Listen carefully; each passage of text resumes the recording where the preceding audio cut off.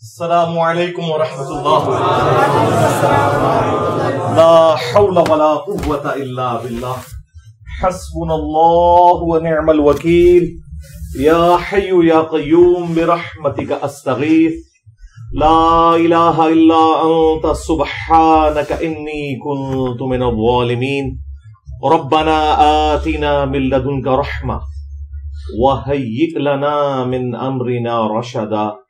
اللهم صل على محمد وعلى آل محمد وأصحاب محمد وأزواج محمد وأمة محمد أجمعين إلى يوم الدين آمين. الحمد لله رب العالمين والصلاة والسلام على سيد الأنبياء والمرسلين وعلى آله وأصحابه أجمعين إلى يوم الدين. الحمد للہ آج 5 نومبر 2023 کو سنڈے کے دن ہمارا یہ پبلک سیشن نمبر 119 نمبر انشاءاللہ ہوگا. آپ کے یہ سوالات ریئل ٹائم پرچیوں کی شکل میں میرے پاس آ چکے ہیں. انشاءاللہ انہیں بھی ہم بعد میں ڈسکس کریں گے. پہلے کرنٹ افیئر کے طور پر پچھلے ویک کا ایک بڑا سینسٹیو ٹاپک جو کافی وائرل ہوا سوشل میڈیا کے اوپر،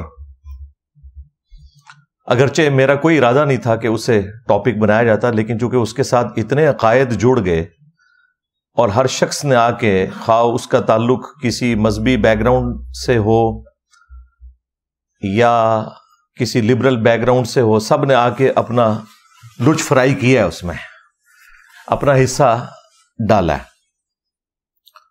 تو پھر میں نے ارادہ کیا کہ اس کو ہم ڈسکس کر لیتے ہیں. اور وہ ہمارے جو ممدوح ہیں مولانا طارق جمیل صاحب حافظہ اللہ تعالی،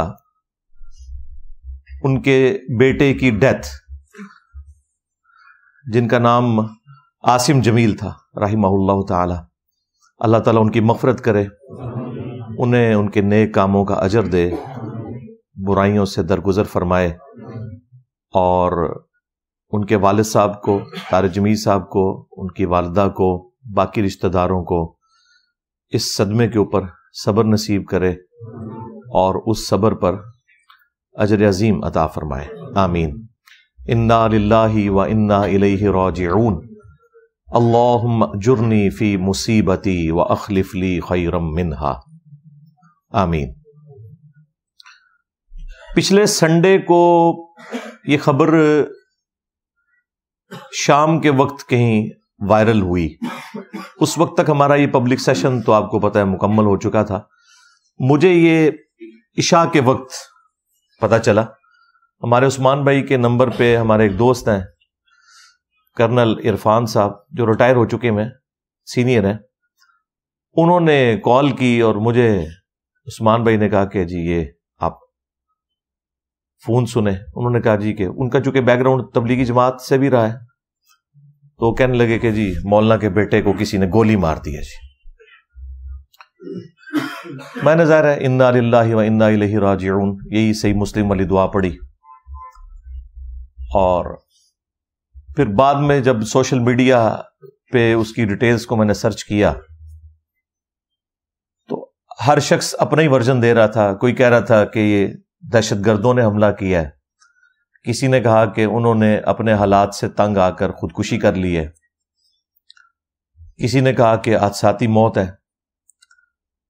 خیر، صبح کے وقت جو مولانا طارق جمیل صاحب کے بڑے بیٹے ہیں یوسف جمیل حافظہ اللہ تعالی، انہوں نے ایک ویڈیو کلپ اپنا جاری کیا. وہ پھر مین میڈیا کے اوپر بھی مختلف ٹی وی چینلز نے دکھایا. اس میں انہوں نے کہا کہ میرے جو چھوٹے بھائی ہیں انہوں نے خودکشی کی ہے کیونکہ ان کا ذہنی توازن کا ایشو تھا. وہ دوسرے والا ایشو نہیں، ڈپریشن والا ایشو. یعنی یہ پاگل تو نہیں تھے لیکن ڈپریشن کے مریض تھے، اور وہ بتا رہے تھے کہ پچھلے کافی عرصے سے انہیں ہم الیکٹرک شاکس بھی دے رہے تھے. تو وہ اسی تکلیف کے اندر انہوں نے اپنے آپ کو گولی مار کے خودکشی کر لی ہے. چیپٹر کلوز ہو گیا، میڈیا نے بھی بتا دیا. پھر ایک دن کے بعد طارق جمیل صاحب کے جو چھوٹے بھائی ہیں ڈاکٹر ہیں، یعنی اس بچے کے چچا، ان کا اردو پوائنٹ کے اوپر انٹرویو آیا اور انہوں نے ایک اور بات کر دی. انہوں نے کہا کہ نہیں، اس نے خودکشی نہیں کی ہے بلکہ یہ حادثاتی موت ہے. وہ پسٹل سے کھیل رہا تھا اور اسی دوران چیمبر میں ایک گولی موجود تھی جو چل گئی اور اس کی وجہ سے وہ شہید ہو گیا.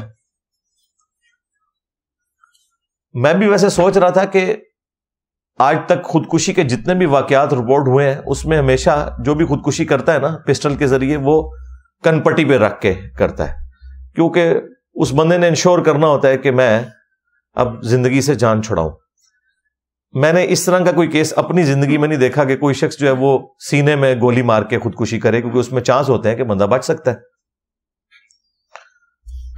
تو یہ ایک چیز مجھے یعنی ایک تنگ کر رہی تھی.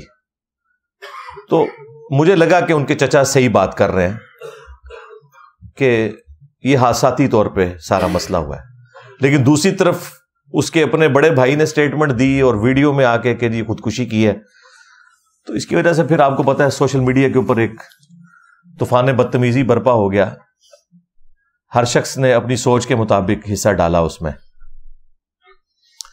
میں نے مولانا طارق جمیل صاحب کو کال تو نہیں کی اس وقت، مجھے پتا تھا کہ وہ غم کی کیفیت میں ہے، اور ظاہر ہے کہ جب آپ اس طرح کی سچویشن میں ہوتے ہیں اور رشتہ داروں کو اٹینڈ کر رہے ہوتے ہیں، پھر خود بھی تکلیف میں ہوتے ہیں، تو خام خواہ کسی کو فون پہ تنگ کرنا یہ بالکل ایک غیر اخلاقی حرکت ہے. اپنے طور پہ تو میں نے اپنے بھائیوں کے ساتھ مل کے اس کے لیے دعائیں مغفرت کر دی، بلکہ ان کی ویڈیو کے نیچے بھی جا کے میں نے کامنٹس کیے اسی وقت. وہ کامنٹس آپ کو ٹاپ پہ نظر آ جائیں گے کیونکہ ان کامنٹس کو کافی لوگوں نے لائک کیا ہوا تھا، تو وہ آٹومیٹیکلی ٹاپ پہ نظر آتے ہیں. 2 یا 3 دن کے بعد پھر میں نے مولانا طارق جمیل صاحب کو عشاء کی نماز کے بعد کال کی، لیکن انہوں نے کال نہیں اٹھائی. میری عادت ہے کہ جب میں کسی کو کال کروں تو بس ایک ہی کال کرتا ہوں، اگر وہ اٹھا لے تو ٹھیک، نہیں تو اس کی مرضی. این ممکن ہے کہ بندہ مصروف ہو، وہ خود پھر کال کر لیتا ہے جو بھی جس کے ساتھ واسطہ پڑتا ہے. خیر تقریباً 1 گھنٹے کے بعد مجھے طارق جمیل صاحب کی کال آئی، تو میں نے ان سے پھر تعزیت کی. انا للہ و انا الیہ راجعون، اللہم اجرنی فی مصیبتی و اخلف لی خیرا منہا. یہ دعا پڑھی اور جو بھی ایک روایتی انداز میں ہوتا ہے سارا معاملہ کیا. اور میں نے مولانا سے 3 سوال کیے.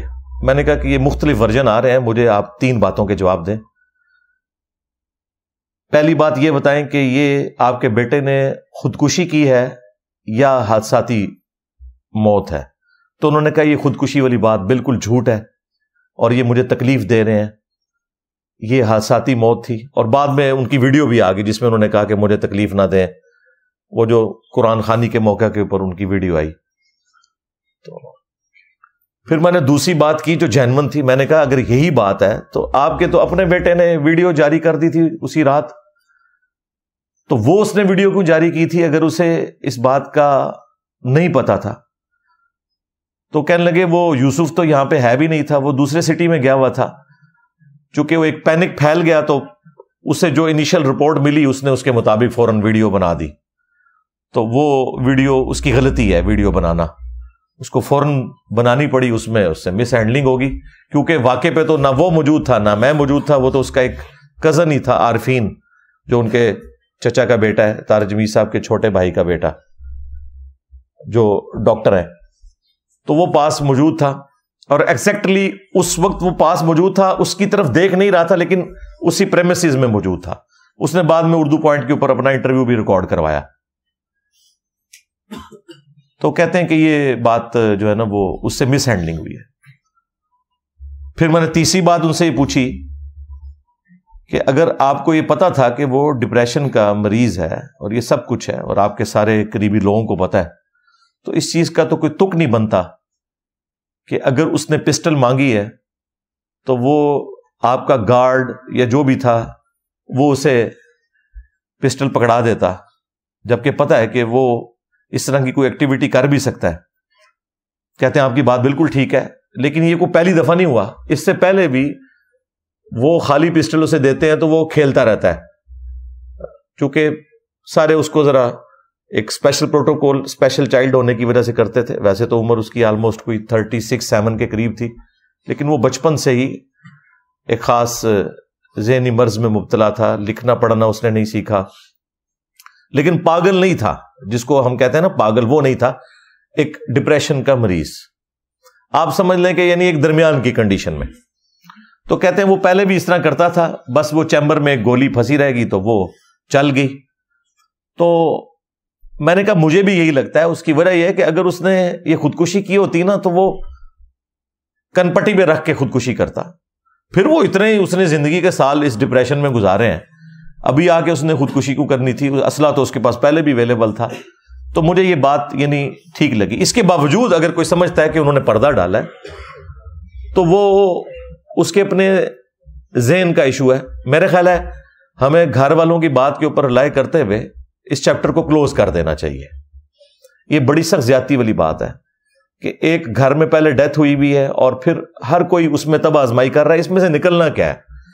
کوئی وہ پبلک اکاؤنٹ ہولڈر نہیں تھا, کوئی پاکستان کا کوئی مشہور سائنٹسٹ نہیں تھا کہ جس کی وجہ سے کوئی ملک کو اتنا نقصان ہو گیا ہے کہ ہم کہیں کہ نہیں جی پتہ لگوائیں کہ یہ خودکشی کی ہے یا حساتی طور پہ مرا ہے. ایک نارمل انسان تھا, ٹھیک ہے, اس کے والد کی سٹیٹمنٹ آ گئی, دیٹس اینف. اور پھر وہ ہاتھ جوڑ جوڑ کے کہہ رہے ہیں کہ یار اس کو ایشو نہ بنائے, پلیز میرے بچے کے اوپر یہ الزام نہ لگائیں. تو میرا خیال ہے اس کے بعد تو جو شخص بھی صاحب اولاد ہے اسے شرم کرنی چاہیے اگر وہ اس کے علاوہ کوئی اور ورژن اڈاپٹ کرتا ہے. یہ میرا اپنا پوائنٹ آف ویو ہے, کیونکہ اس میں سے نکالنا کچھ بھی نہیں ہم نے.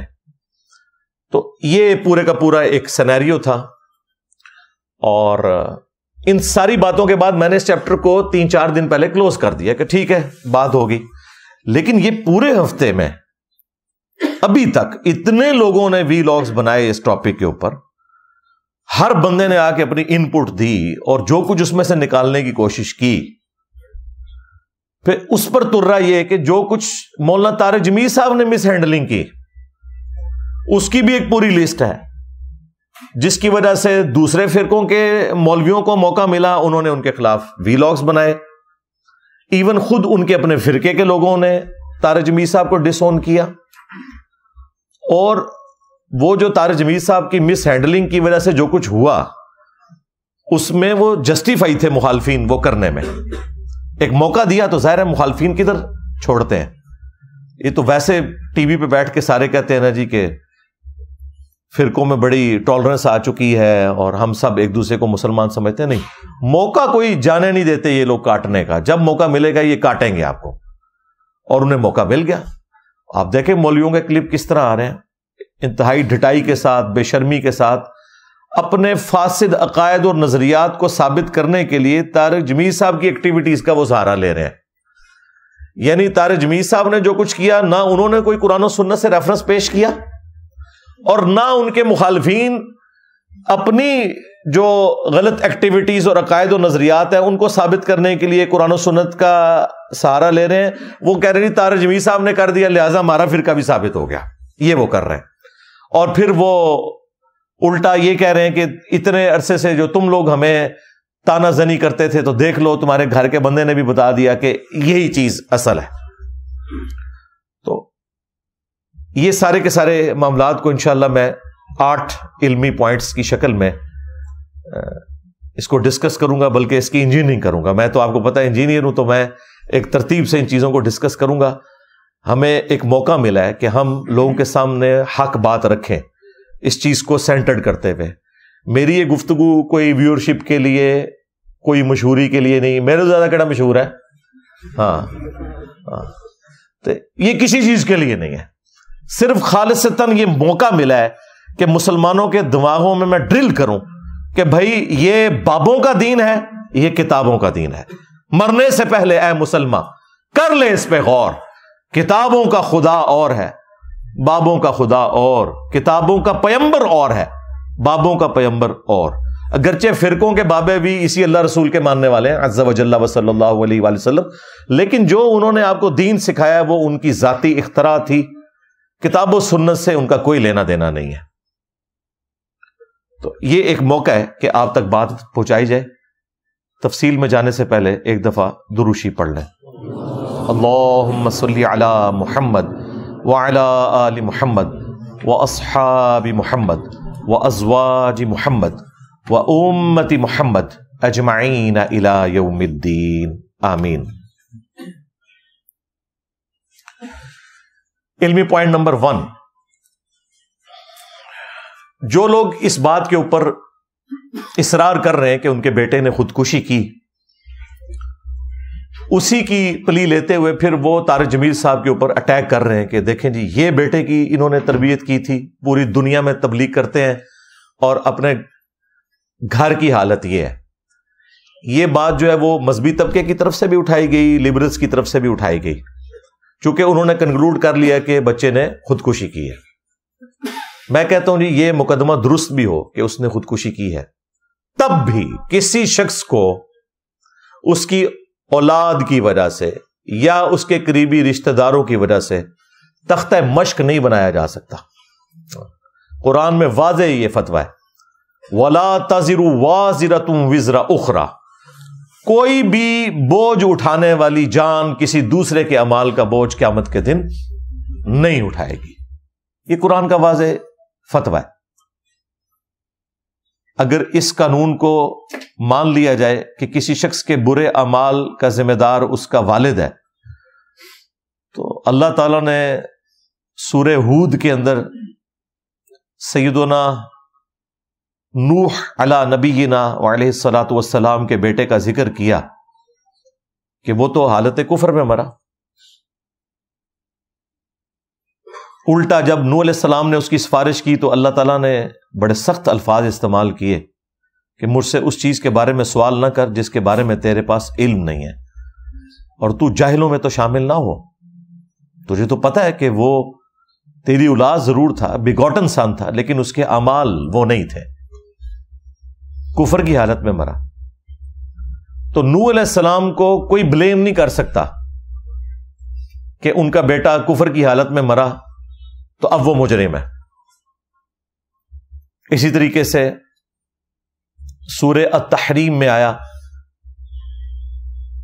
کہ سیدنا نوح علیہ السلام اور سیدنا لوط علیہ السلام، ان دونوں کی بیویاں وہ کافرہ مری، اور اللہ تعالیٰ فرماتا ہے کہ وہ ہمارے نیک بندے بھی اللہ کے مقابلے پہ ان کے کچھ کام نہیں آئیں گے کیونکہ وہ کفر کی حالت میں مری ہیں۔ تو کیا اب حضرت نوح یا حضرت لوط علیہ السلام کو بلیم دیا جا سکتا ہے کہ آپ کے عقد میں رہنے والی عورت کفر کی حالت میں کیوں مر گئی ہے؟ تو یہ بالکل نان سینس اپروچ ہے کہ کسی شخص کی برائی کا وبال اس کے والد کے اوپر ڈال دیا جائے۔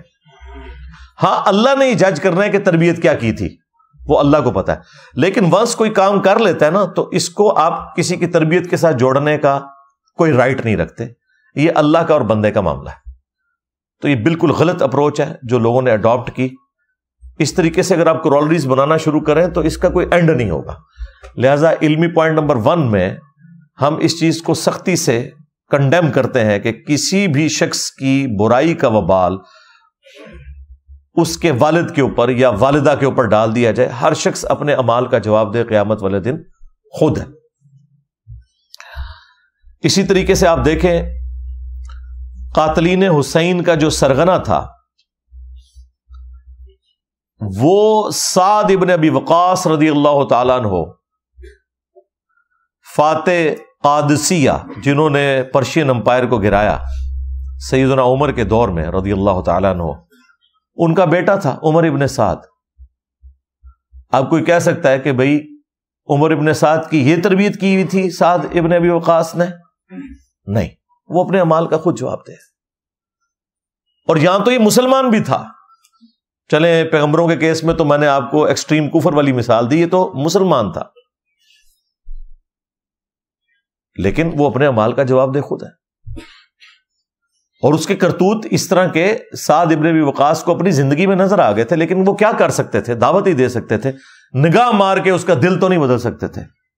ہاں یہ بابا ہی کر سکتے ہیں۔ ہاں دیکھیں ہر چیز سے یہ رزلٹ نکلتا ہے کہ انہوں نے آپ کو جھوٹا دین بتایا کہ جی وہ بزرگ جو ہیں وہ نگاہ مار کے دل بدل دیتے ہیں۔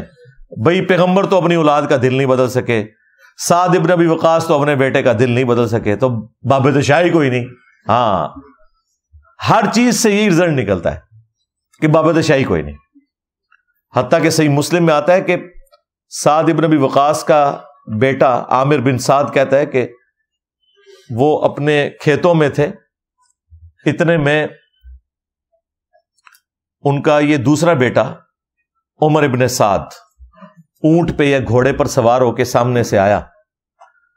تو سعد ابن ابی وقاص نے اس کو دیکھتے ہی کہا کہ اے اللہ، اس سوار کے شر سے میں تیری پناہ میں آتا ہوں. اپنے بیٹے کے بارے میں کہہ رہے ہیں، ابھی کربلا ہوئی نہیں، یہ بہت پہلے کی بات ہے، کیونکہ سعد ابن ابی وقاص تو 56 ہجری میں فوت ہو گئے، کربلا ہوئی ہے 61 ہجری میں. تو اگر ان کی زندگی کا آخری واقعہ بھی ہو یہ، تب بھی ایٹ لیسٹ یہ 5 سال پہلے بات ہے واقعہ کربلا سے. اور وہ جیسے ہی سواری سے اترا وہ کہتا ہے ابا جان دیکھیں لوگ تو خلافت کے معاملے میں تگودو کر رہے ہیں اور آپ ادھر اپنے کھیتوں میں مصروف ہیں، آئیں آپ بھی کوئی حکومت کا عہدہ حاصل کرنے کی کوشش کریں. تو حضرت سعد ابن ابی وقاص کو غصہ آتا ہے، وہ اس کے سینے کے اوپر گھونسا مارتے ہیں اور وہ کہتے ہیں کہ اللہ تعالیٰ کو وہ شخص پسند ہے جو متقی ہو، دنیا سے زہد رکھنے والا ہو اور گوشہ نشینی کی زندگی گزار دے. وہ اللہ تعالیٰ کو زیادہ محبوب ہے بجائے ایسے شخص کے کہ جو حکومتی عہدہ سنبھالے. یہ گوشہ نشینی سے مراد وہ جنگلوں کے پتے کھانا نہیں ہے. ہاں آپ کو کہتے ہیں عبد القادر جیلانی جو 40 سال تک جنگلوں کے پتے کھاتے رہے. بخاری مسلم میں لکھا ہے کہ نبی الاسلام جب غار حرا جاتے تھے تو ان کی بیوی سیدہ خدیجہ سلام اللہ علیہا ان کو ٹفن میں کھانا باندھ کے دیتی تھی. آپ کے بابے کئی سال تک کچھ کھائیں پیئے نہ، اور ہمارے نبی صلی اللہ علیہ وآلہ وسلم تھوڑی دیر کے لیے غار حرا جائیں تو گھر سے اپنا کھانا لے کے جائیں.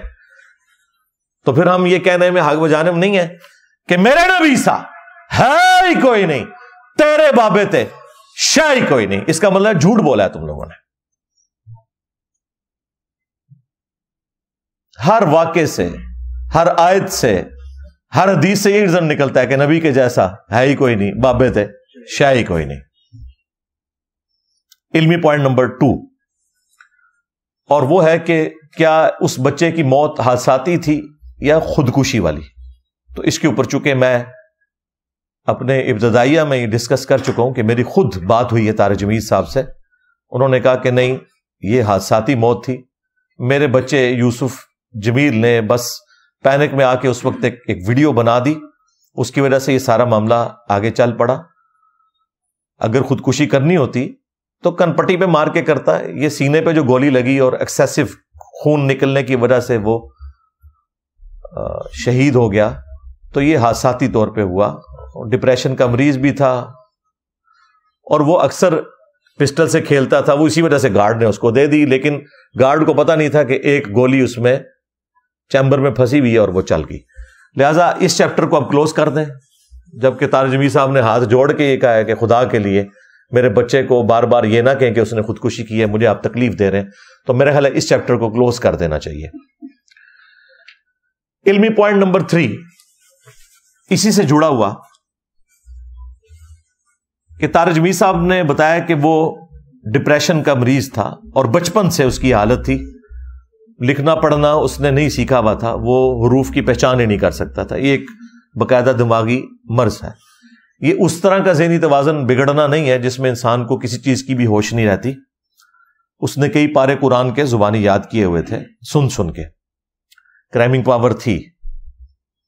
تو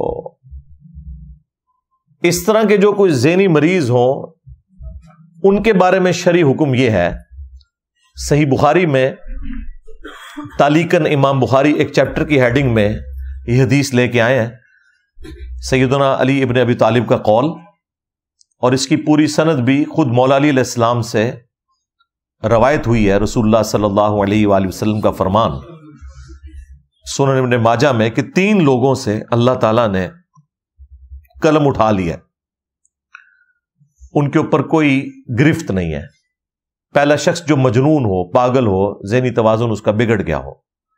دوسرا وہ شخص جو سویا ہوا ہے، اس کو تو ہوش نہیں ہے. اور تیسرا جو چھوٹا بچہ ہے، نابالغ بچہ ہے، جسے ابھی حق اور باطل میں اس طرح کی تمیز نہیں ہے، تو اس کے اوپر اللہ تعالیٰ گرفت نہیں فرمائے گا۔ پوری سند تو میں نے بتایا ابن ماجہ میں، امام بخاری اسے چیپٹر کی ہیڈنگ میں لے کے آیا، اور ایک واقعے کی طرف امام بخاری نے اشارہ کیا جب حضرت عمر نے اپنے دور میں ایک مجنون پاگل شخص کے اوپر کسی گناہ کے سبب حد جاری کی، تو حضرت علی نے انہیں روک دیا اور کہا کہ امیر المومنین، اس شخص پہ حد جاری نہیں ہوگی، کیونکہ 3 لوگوں سے اللہ نے شریعت کا قلم اٹھا لیا ہے، مجنون سے، سوئے ہوئے شخص سے، اور نابالغ سے۔ تو حضرت عمر نے پھر وہ ڈیسیژن ریورس کر دیا۔ لہذا جو لوگ بھی ذہنی توازن کے اعتبار سے ڈسٹرب لوگ ہیں، ان کے اوپر شریعت کے کوئی بھی احکامات اس حوالے سے نہیں لگتے، اور یہی وہ چیز ہے جو یہ اپنے بزرگ بابوں کے لیے بھی پلی لیتے ہیں، اور وہ کہتے ہیں کہ ہمارے بزرگ بابے جو تھے نا، وہ اللہ کی محبت میں ایسے غرق ہو جاتے تھے گویا کہ وہ مجنون ہیں، قلندر ہیں، پاگل ہیں، اس لیے ان سے شریعت کا قلم اٹھ جاتا ہے۔ تو ہم نے کہا تھا ٹھیک ہے، ہم آپ کے ساتھ ایگری کرتے ہیں، تو پھر انہیں بزرگ نہ ڈکلیئر کریں، پاگل کہا کریں، ہم آپ کے ساتھ ہیں۔ نہیں، پاگل اس لیے نہیں کہتے کہ اللہ کی محبت میں وہ پاگل ہے۔ اگر اللہ کی محبت میں پاگل ہو کے وہ ان الحق کہہ رہے ہیں یا سبحانی ما اعظم شأنی کہہ رہے ہیں، اس کی تو آپ پھر بھی تعویل کر لیں گے کہ وہ اللہ کے ساتھ ایک لو لگائے ہوئے ہیں۔ لیکن جن لوگوں نے اس پاگل پن میں چشتی رسول اللہ کلمہ پڑھایا ہے اور اسے انڈورس کیا ہے، اور تھانوی رسول اللہ کلمے کو انڈورس کیا ہے، اور پتہ نہیں کون کون سے ان کے کلمے ہیں، ویسے ہمارے نزدیک تو بھائی 4 کلمے ثابت ہیں، پہلے 4 کلمے، 5واں چھٹا تو علماء نے لکھا ہوا ہے، جو آپ کو 6 کلمے کہتے ہیں نا، وہ کسی حدیث میں نہیں آیا، پہلے 4 کلمے، اس پہ میری تفصیلی ویڈیو ریکارڈ ہے۔ تو یہ جو 6 کلمے ہیں، ان میں سے 4 ثابت ہیں، 2 انہوں نے خود لکھ لیے۔ اب تو یہ 6 کی گنتی بھی آگے جا چکی ہے۔ ہاں، چشتی رسول اللہ 7واں کلمہ، ہاں، تھانوی رسول اللہ 8واں کلمہ، ہاں جی، شبلی رسول اللہ 9واں کلمہ، ہاں، معاویہ رسول اللہ 10واں کلمہ، ہاں، یہ لکھے جے سارے کتابیں، ہاں، ہوں تو خیر بڑھائی جا رہے ہیں۔ تو جن کے ہم 6 کلموں پہ بات کرتے تھے نا، اب تو ہم کہتے تھے بھائی 4 ثابت ہیں، 2 کوئی نہیں ثابت۔ آپ بتایا کریں یہ جو آپ کے 10 کلمے ہیں نا جو ریٹن میں ہیں، وہ جو صادق رسول اللہ وہ تو واقعہ سنایا نا اس نے، وہ ہم کہیں ریٹن میں تو نہیں دکھا سکتے نا، اس لیے 10 ہی رہنے دو فی الحال۔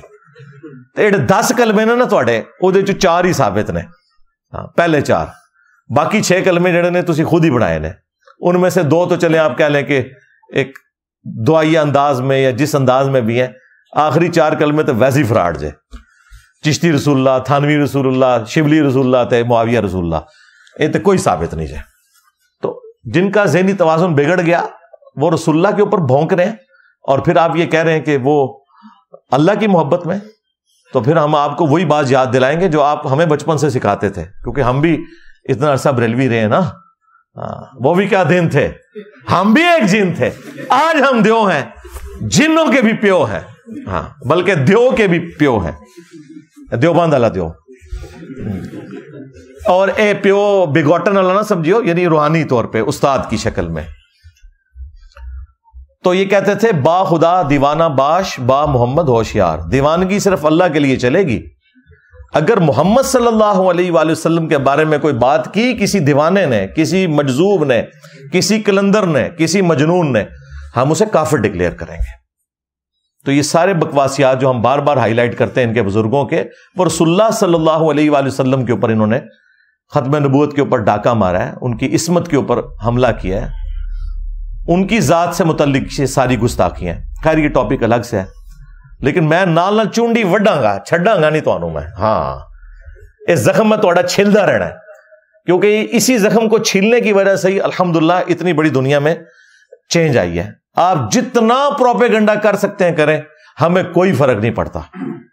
آپ مجھے ریئل ٹائم آپ میں سے لوگ بتائیں کتنے لوگ ہیں جنہیں میرا تعارف نیگیٹو ہوا تھا، ہاتھ کھڑا کریں۔ تو یہ ان بزرگوں کی برکات ہے نا۔ پی گیا جو تھوڑے بزرگوں وہ پی گیا جے، اینا جا کلپ جانا نا، لوگ کہتے ہیں کیڑا وہ پی گیا جڑا۔ ओए पै गया जे तुहाडे प्योवां पीरां नूं सर, निकलो बाहर। असी फिर भी नौकरी अदा करदे पे, असी फिर भी नौकरी अदा करदे पे। ओए मिर्जे दे खिलाफ तुहाडे प्यो ने करनियां ने, निकलो बाहर।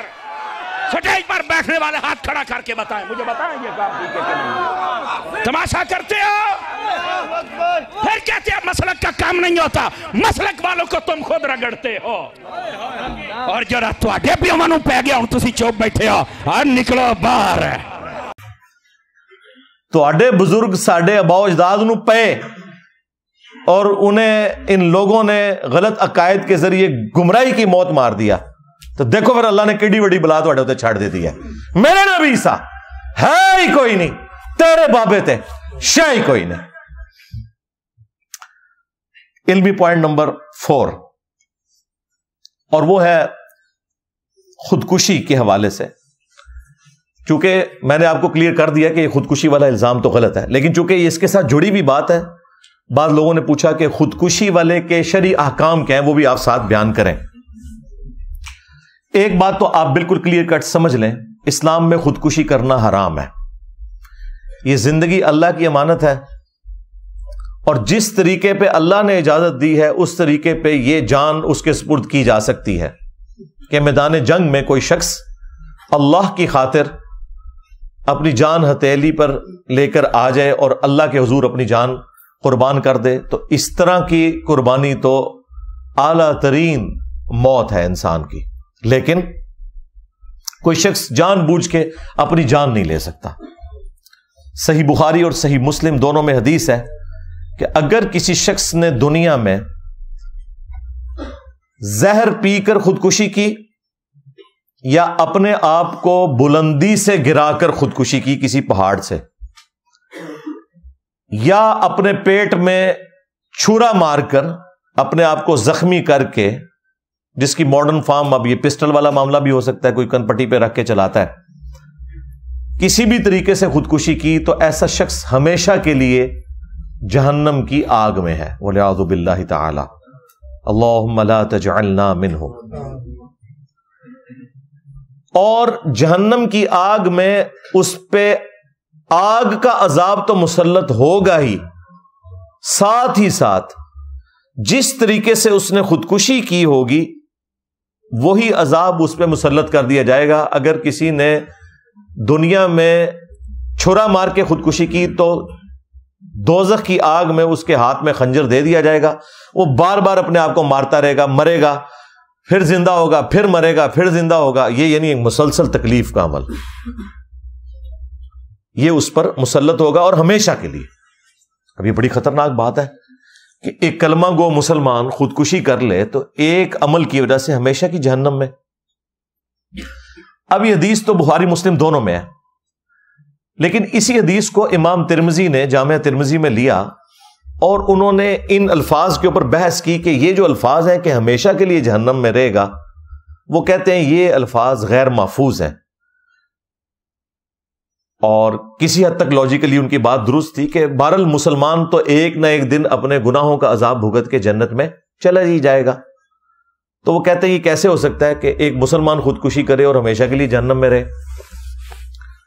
तो वो कहते हैं कि ये जो हमेशा वाले अल्फाज है ना, ये चंद शागिर्दों ने हजरत अबू हुरैरा से रवायत की हैं, चंद ने नहीं किए। लेकिन दूसरे मुहद्दिसीन कहते हैं कि जिन शागिर्दों ने रवायत की हैं वो सारे सिका और सदूक हैं, लिहाजा इस रवायत के मतन में कोई कलाम नहीं है। अलबत्ता इसकी तावील मुमकिन है कि ये जो बुखारी मुस्लिम की हदीस में है हमेशा की जहन्नम, तो इससे मुराद या तो वो शख्स है जिसने खुदकुशी को हलाल समझकर किया, तो अल्लाह की हराम करदा चीज को अपने अकीदे में हलाल समझना यह खुद कुफ्र है, और इस कुफ्र की हालत में चूंकि वो मरा इस वजह से वो हमेशा के लिए जहन्नम में है। ना कि वो कि जो इसे हराम समझते हुए करे, और यकीनन मुसलमान जब भी करता है वो हराम समझते हुए करता है, उसे पता है कि ये गलत है, लेकिन वो कहता है मैं अपने हालात से तंग था, और लेकिन फिर भी कोई कम अजाब नहीं है, अजाब तो उसने भुगतना है। और दूसरी तावील उलमा ने यह की, मुहद्दिसीन ने, कि ये जो हमेशा की जहन्नम है इससे मुराद है a long period of time. गोया कि हमेशा की जहन्नम यानी वो इतनी ज्यादा देर जहन्नम में रहेगा, गोया के हमेशा के लिए जहन्नम में, वलियाज़ु बिल्लाहि ताला। ये भी कोई मामूली बात नहीं। यहां तो लोग कहते हैं जी खैर है जी, एक फेरा ही लगेगा। और अल्लाह ताला सूरतुल फुरकान में फरमाता है कि जहन्नम थोड़ी देर के लिए भी वक्त गुजारने के लिए इंतहाई बुरा ठिकाना है, और ज्यादा देर गुजारने के लिए भी इंतहाई बुरा ठिकाना है। ये कह देना आसान है, लेकिन अल्लाह ताला का जो फतवा है वो बता रहा है, बुखारी मुस्लिम में हदीस है कि जो जहन्नम की आग है वो दुनिया की आग से 70 गुना ज्यादा तेज है। दुनिया की आग कोई बर्दाश्त नहीं कर सकता, इसको 70 टाइम बढ़ा लें, और फिर दुनिया की आग तो रोशनी वाली है, और जो जहन्नम की आग है उसमें बिल्कुल अंधेरा है। अल्लाहुम्मा अजिरना मिनन नार, आमीन। रब्बना अस्रिफ अन्ना अज़ाब जहन्नम इन्न अज़ाबहा काना गरामा। तो ये बड़ा सेंसिटिव इशू है। अच्छा, इसके साथ एक और चीज भी आप समझ लें, जिस शख्स ने खुदकुशी की है ना, उसका जनाजा नबी सल्लल्लाहु अलैहि वसल्लम ने नहीं पढ़ा। सही मुस्लिम में हदीस है, एक खुदकुशी वाले का जनाजा लाया गया, आप अलैहिस्सलाम ने जनाजा नहीं पढ़ा। अलबत्ता सहाबा को नहीं रोका, तुम पढ़ लो लेकिन मैं नहीं पढ़ूंगा। उसके पीछे आपका एक प्रोटेस्ट था कि अगर एक डोमिनेंट पर्सनैलिटी खुदकुशी वाले का जनाजा पढ़ेगी तो उसके अमल को एंडोर्स करने के मुतरादिफ है। लेकिन चूंकि है कलमा गो अहले किबला, लिहाजा जनाजा तो होगा। खुदकुशी वाले का काफिर तो नहीं है, मुसलमान है। तो सहाबा इकराम को इजाजत दे दी कि तुम पढ़ लो, लेकिन मैं नहीं पढ़ूंगा। इसके तहत जितने भी डोमिनेंट लोग हैं, जो मजहबी पेशवा हैं, दीन की तबलीग करने वाले लोग हैं, उनके लिए सुन्नत यही है कि वो कभी भी खुदकुशी वाले का जनाजा ना पढ़े। आम लोग पढ़ लें लेकिन वो ना पढ़े, ताकि प्रोटेस्ट रिकॉर्ड हो। और हमारे मुल्क में जिसने खुदकुशी की होती है ना, सबसे बड़ा जनाजा उसका होता है। कोई इश्क मशूकी के चक्कर में कर ली होती है, किसी और चक्कर में, क्योंकि वो उमूमन खुदकुशी करने वाली जवान मौत होती है, और जवान मौत के ऊपर वैसे ही बड़ा लोगों को तरस आता है। ये ऑलमोस्ट 2009 की बात है, यानी आज 5 नवंबर 2023 है, तो आप समझ लें 14 साल पहले की बात है। उन दिनों मैं अपने घर में ही दर्स दिया करता था, बैठक में चंद एक लोग होते थे। तो मेरे दर्स में एक बच्चा आता था, कोई 16-17 साल उसकी उम्र थी, हिफ्ज कर रहा था वो दावत इस्लामी के मदरसे से। तो काफी हद तक उसके अकायद की इस्लाह हो गई थी। फिर अचानक एक दिन खबर आई कि उसने खुदकुशी कर ली है। वो घर में तेजाब था, वो उसने पी लिया। अब तेजाब अगर कोई पी ले ना, तो उसकी तो कोई रेमेडी नहीं है, क्योंकि वो जहां जहां तेजाब लगता है वो सब कुछ कट जाता है। अब मुझे खबर मिली तो अब मेरे लिए बड़ा एक इम्तिहान था, चूंकि वो स्टूडेंट भी था और दूसरी तरफ उसने ये हरकत की। जेलम की तारीख में चंद बड़े जनाजों में से, हजारों में उसका जनाजा था, वो एक बड़ा जनाजा था, लेकिन मैंने जनाजा नहीं पढ़ा। अब बाद में मैंने उसके लिए दुआए मगफिरत कर दी, लेकिन मैंने कहा कि मैंने नबी सल्लल्लाहु अलैहि वसल्लम की सुन्नत पे अमल करना है कि मैं चूंकि दावत व तबलीग का काम कर रहा हूं, तो मुझे ये जेब नहीं देता कि मैं इस जनाजे में शामिल हूं। हाँ, उसके लिए दुआए मगफिरत करेंगे, भाई है, अल्लाह ताला उसकी मगफिरत करे, उसकी गलतियों से दरगुजर फरमाए। जज्बात में आके उसने ये किया। छोटा बच्चा था, कोई घर में इस तरीके से कोई झगड़े वाला मामला हुआ और वो कर गुजरा। तो खुदकुशी वाले का जनाजा जो डोमिनेंट लोग हैं, मजहब की लेगेसी को लेके चल रहे हैं, वो कभी भी ना पढ़े। नबी इस्लाम ने तो हमें ये तालीम दी है। इस हवाले से ये स्टेटस क्लियर हो गया। हत्ता कि आप सल्लल्लाहु अलैहि वसल्लम तो मकरूज का भी जनाजा नहीं पढ़ते थे। सही मुस्लिम में हदीस है ना कि शहीद का हर गुनाह माफ है, कर्ज शहीद का भी माफ नहीं होता। हालांकि शहादत से बड़ा क्या रुतबा है, लेकिन चूंकि कर्ज वाला मामला हुकूकुल इबाद का है, वो माफ नहीं होता। बुखारी और मुस्लिम दोनों में हदीस है نبی صلی اللہ علیہ وآلہ وسلم کے پاس جب بھی مقروض کا جنازہ لایا جاتا، آپ پوچھتے اس پہ کوئی قرضہ تو نہیں ہے؟ اگر بتایا جاتا ہے قرضہ ہے تو آپ فرماتے کہ تم پڑھ لو، میں نہیں پڑھوں گا، پروٹیسٹ کے طور پر، یا تم میں سے کوئی اس کا قرض اتارنے کی ذمہ داری لے۔ تو اگر کوئی ذمہ داری لے لیتا تو آپ جنازہ پڑھا دیتے، ادروائز آپ نہیں پڑھاتے تھے۔ وہی لیگیسی آج تک چل رہی ہے نا۔ آپ نے دیکھا ہے کہ وہ جنازے کے موقع کے اوپر اناؤنسمنٹ ہوتی ہے کہ اس کے ساتھ کسی کا لین دین ہو تو فلاں سے ملے۔ یہ لادہ بات ہے، فلاں سے مل بھی لیں پھر بھی قرضہ نہیں کرتے کسی نے لبا واپس، ہاں وہ ایم ہی فلاں سے مل لیں۔ لیکن نبی علیہ السلام کے کیس میں اسی حدیث میں آتا ہے کہ جب اللہ تعالیٰ نے غزوہ خیبر کے بعد رسول اللہ کو وسعت دی مال غنیمت میں، آپ صلی اللہ علیہ وآلہ وسلم کے پاس جب مال آنا شروع ہو گیا، مال غنیمت خمس کے کانٹیکسٹ میں بیت المال کے اندر، پھر جب کبھی بھی مقروض کا جنازہ لایا جاتا تھا تو نبی علیہ السلام پوچھتے اس پہ کوئی قرض ہے، اور بتایا جاتا کہ ہے، تو نبی علیہ السلام پھر وہ قرض خود بیت المال میں سے اپنے والے اس حصے میں سے جو خمس کا حصہ ہے، رسول اللہ اور ان کے اہل البیت کے لیے سورۃ الانفال میں اللہ تعالیٰ نے مخصوص فرمایا، اس میں سے آپ صلی اللہ علیہ وآلہ وسلم اس کا قرض اتار دیا کرتے تھے۔ اور پھر نبی علیہ السلام وہ آیت پڑھتے ہیں، النبی اولا بالمؤمنین من انفسہم وازواجہ امہاتہم، نبی مومنین کی جانوں پر ان کی جانوں سے بڑھ کر حق رکھتے ہیں، اور نبی کی بیویاں امت کی مائیں ہیں۔ تو رسول اللہ امت کے روحانی باپ ہوئے۔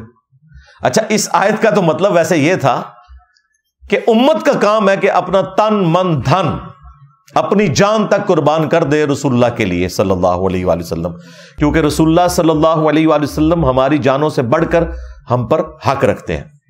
لیکن نبی علیہ السلام نے دیکھیں اس کا وائس ورثہ کیا۔ آپ نے کہا کہ ان پہ میں حق رکھتا ہوں، لیکن چونکہ اب یہ میرے بچوں کی مانند ہیں اور مجھے اللہ نے وسعت دی ہے تو ان کا قرض بھی میں اتاروں گا۔ حالانکہ ہونا تو چاہیے تھا کہ بچے اپنے روحانی باپ کے لیے قربانی پیش کرتے، ہمارے پیر ہمارے روحانی باپ وہ ہیں جو اپنے بچوں پہ لگایا کرتے تھے، اور تمہارے پیر وہ ہیں جو نہ تمہارا مال چھوڑتے ہیں نہ تمہاری عزت چھوڑتے ہیں۔ پھر میں کہنے میں حق بجانب ہوں کہ میرے نبی سا ہی کوئی نہیں، تیرے بابے تھے شاہی کوئی نہیں۔ تو نبی علیہ السلام قرض اتارتے خود اور پھر جنازہ پڑھاتے۔ یہ میں نے ضمناً آپ کو بتا دیا خودکشی والے کے یعنی جنازے کے اعتبار سے۔ اور اس میں ایک اور امپورٹنٹ چیز یہ ہے کہ اب خودکشی والے کی مغفرت کا معاملہ کیا ہوگا؟ جنازہ تو پڑھ لیا تو ظاہر ہے اس میں دعائے مغفرت کی تو اٹ مینز کہ ہے وہ مسلمان ہے۔ ایک حدیث ہے صحیح مسلم کے اندر، ایک سینئر اصحاب میں سے تھے، سابقون الاولون میں سے، وہ ہجرت مدینہ میں بھی شامل تھے۔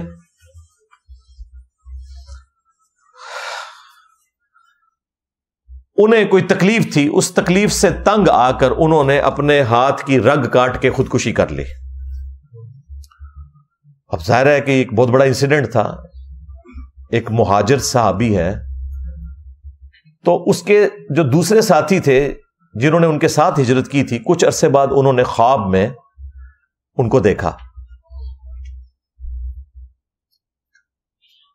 تو پوچھا کہ تیرے ساتھ کیا معاملہ ہوا؟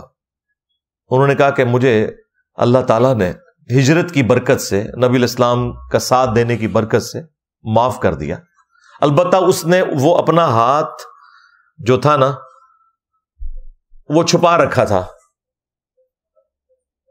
تو اس نے پوچھا کہ یہ کیا حالت ہے تیری؟ تو اس نے کہا کہ سوائے اس ہاتھ کے اس کو اللہ نے ٹھیک نہیں کیا، اور کہا کہ یہ تو نے خود خراب کیا تھا، اس وجہ سے یہ والا جو معاملہ ہے تیرے ساتھ جنت میں بھی رہے گا۔ اب نبی علیہ السلام کو جب انہوں نے خواب سنائی تو ظاہر ہے نبی علیہ السلام اس کی تعبیر بیان فرما رہے تھے اور آپ کو وحی کی تائید حاصل تھی۔ تو آپ علیہ السلام نے اس خواب کو سننے کے بعد کہا کہ اے اللہ اس کے ہاتھ کو بھی درست فرما دے۔ حضور نے دعا کر دی اس کے لیے۔ اچھا، اس سے یہ بھی چیز ثابت ہوگی کہ خودکشی والے کے لیے دعائے مغفرت بھی کی جا سکتی ہے۔ دوسرا کہ نبی کا صحابی ہو کر بھی اتنا نیک انسان ہونے کے باوجود، ہجرت والوں میں شامل ہونے کے باوجود اگر وہ غلط کام کرتا ہے تو اللہ تعالیٰ کے ساتھ کسی کی کوئی رشتہ داری نہیں، اللہ تعالیٰ اس کے اوپر گرفت فرما سکتا ہے۔ اور تیسرا ہمارے نبی صلی اللہ علیہ وآلہ وسلم کی شفقت کہ آپ نے اس کے لیے دعا کی کہ اللہ تعالیٰ اس کے ہاتھ کو بھی درست کر دے۔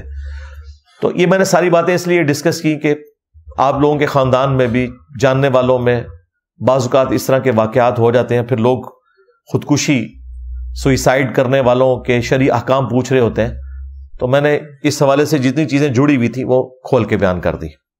علمی پوائنٹ نمبر 5 وہ ہے میرے بھائیوں، جنازے کے فوراً بعد دعا کا معاملہ۔ وہ آپ کو پتا ہے طارق جمیل صاحب نے دعا کی جنازے کے فوراً بعد۔ اب ظاہر ہے بریلویوں کو تو موقع مل گیا، انہوں نے پکڑ کے پھر کلپس بنانے شروع کر دیے۔ ان کے علماء نے کہا کہ دیکھیں آپ لوگوں نے ہمیں بدعت کے نیزے کی نوک پہ پچھلے 100 سال سے رکھا ہوا تھا کہ جنازے کے بعد دعا کروانا بدعت ہے۔ بریلوی دیوبندیوں کا یہ جھگڑا چل رہا ہے، حالانکہ یہ ایک بالکل نان سینس قسم کا جھگڑا ہے، کیونکہ دیوبندیوں سے یہ پوچھیں جو آپ فرض نماز کے بعد اجتماعی دعا کرتے ہیں روٹین سے، بدعت تو وہ بھی ہے، ثابت تو وہ بھی کوئی نہیں۔ ہاں کبھی کبھار کوئی وسیلہ اور توسل کے طور پر ہو جائے تو جائز ہے، لیکن بس ایک نشانی بنا لی کہ اہل حدیث دونوں نہیں کرتے، بہت اچھی بات ہے۔ دیوبند نے اپنی مرضی والی دعا لے لی، اپنی مرضی سے، وہ بھی کسی دلیل کے بغیر، فرض نماز کے بعد جنازے والی چھوڑ دی، اور بریلویوں کے اوپر الزام لگایا کہ یہ بدعت کر رہے ہیں۔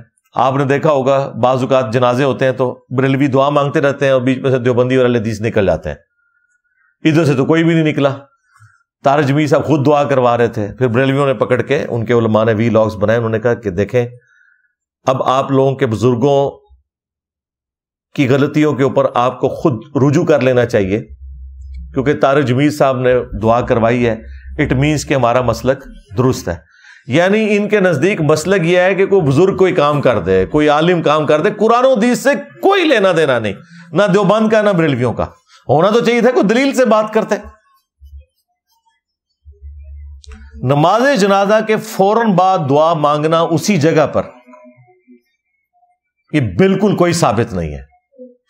ایک روایت یہ ابو داؤد سے لے کے آتے ہیں اور اتنی بےایمانی کرتے ہیں، وہ جنازے والے چیپٹر میں سنن ابی داؤد میں ہے، نبی علیہ السلام نے فرمایا کہ جب تم اپنے بھائی کا جنازہ پڑھو تو خلوص سے دعا مانگو اس کے لیے، یعنی وہ جنازے کے اندر جو دعا ہے نا وہ خلوص سے مانگو۔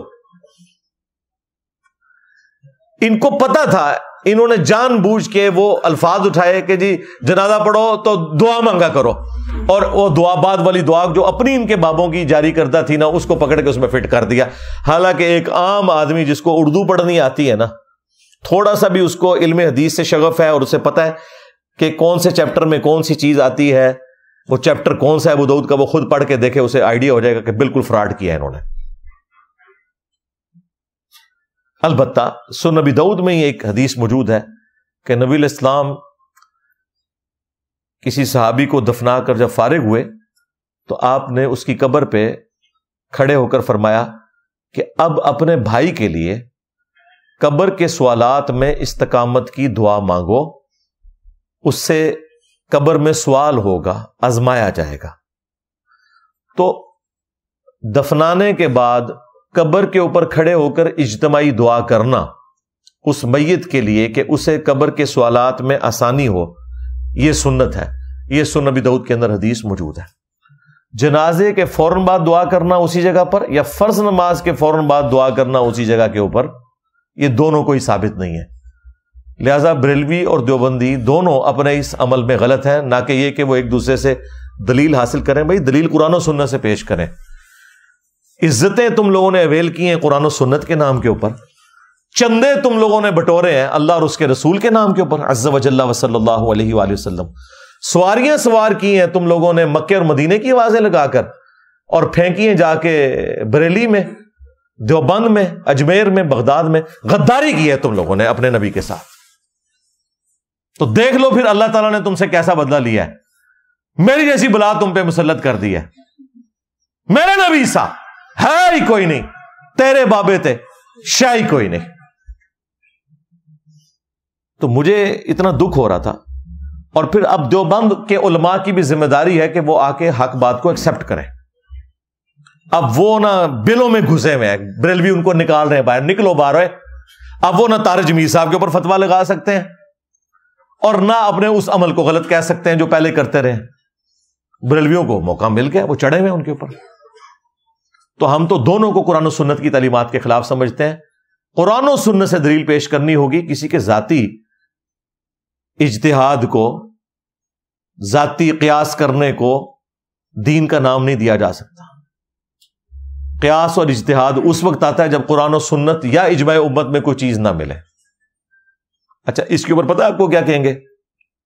جی قرآن میں ادعونی استجب لکم، اے میرے بندو مجھ سے مانگو میں تمہاری دعاؤں کو قبول کروں گا۔ تو یہ تو جنرل حکم ہے، جس ٹائم مرضی آپ دعا مانگے کوئی مسئلہ نہیں ہے۔ اور پھر ساتھ آپ کو یہ کہیں گے کہ دعا مانگنا کوئی گناہ کا کام تو نہیں ہے، ہم نیکی کا کام ہی کر رہے ہیں نا، تو بتاؤ یہ منع کدھر ہے؟ اچھا، اب جب یہ اس قسم کا ایک منطق کے اوپر مبنی کوشچن کرتے ہیں جس کا قرآن و سنت سے کوئی لینا دینا نہیں، تو جو بیچارے دین کا تھوڑا سا علم رکھنے والے لوگ ہیں وہ فوراً پریشان ہو جاتے ہیں کہ بات تو ٹھیک ہے، منع تو کوئی نہیں اور دعا کرنا کوئی گناہ کا کام تو نہیں ہے۔ تو انہی سے پوچھا کریں کہ اذان دینا کیا گناہ کا کام ہے؟ بخاری مسلم دونوں میں حدیث ہے، جب اذان دی جاتی ہے نا تو شیطان کی ہوا خارج ہو جاتی ہے اور وہ وہاں سے بھاگ جاتا ہے۔ تو یہ بریلوی حضرات عید کی اذان کیوں نہیں دیتے؟ نہ اقامت کہتے ہیں، ڈائریکٹ نماز پڑھتے ہیں۔ وہ کہیں گے وہ اس لیے نہیں کرتے کہ نبی صلی اللہ علیہ وآلہ وسلم نے عید کی اذان نہیں دی۔ انہیں کہ یہ تو آپ کا کرائٹیریا نہیں ہے، آپ تو کہتے ہیں کہ اذان نیکی کا کام ہے۔ آپ یہ بتائیں کہ نبی علیہ السلام نے اذان دینے سے منع کدھر کیا ہے؟ دا ٹائم قیامت تک جائے دیکھا کیسا چک وڈیا میں انہوں کہیں گے نہیں اس طرح دی تو کوئی گل نہیں ہے۔ ہاں آئے ہو نا داڑھ تلے،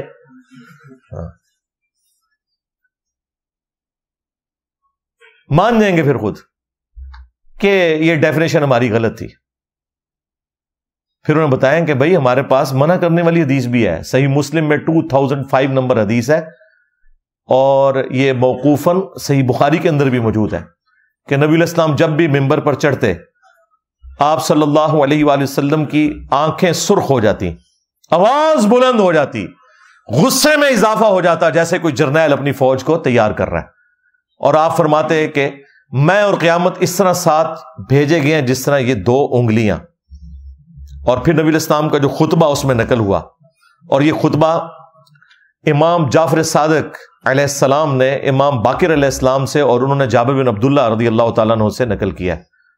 اما بعد فإن خیر الحدیث کتاب اللہ وخیر الہدی ہدی محمد صلی اللہ علیہ وآلہ وسلم وشر الامور محدثاتها وکل محدثۃ بدعہ وکل بدعۃ ضلالہ وکل ضلالۃ فی النار۔ یہ صحیح مسلم میں بھی ہے اور سنن نسائی کے اندر بھی۔ آگاہ ہو جاؤ، سب سے بہترین کلام اللہ کی کتاب ہے، سب سے ہدایت یافتہ راستہ محمد صلی اللہ علیہ وآلہ وسلم کا ہے، بدترین کام وہ ہیں جو خود سے دین میں داخل کر دیے جائیں۔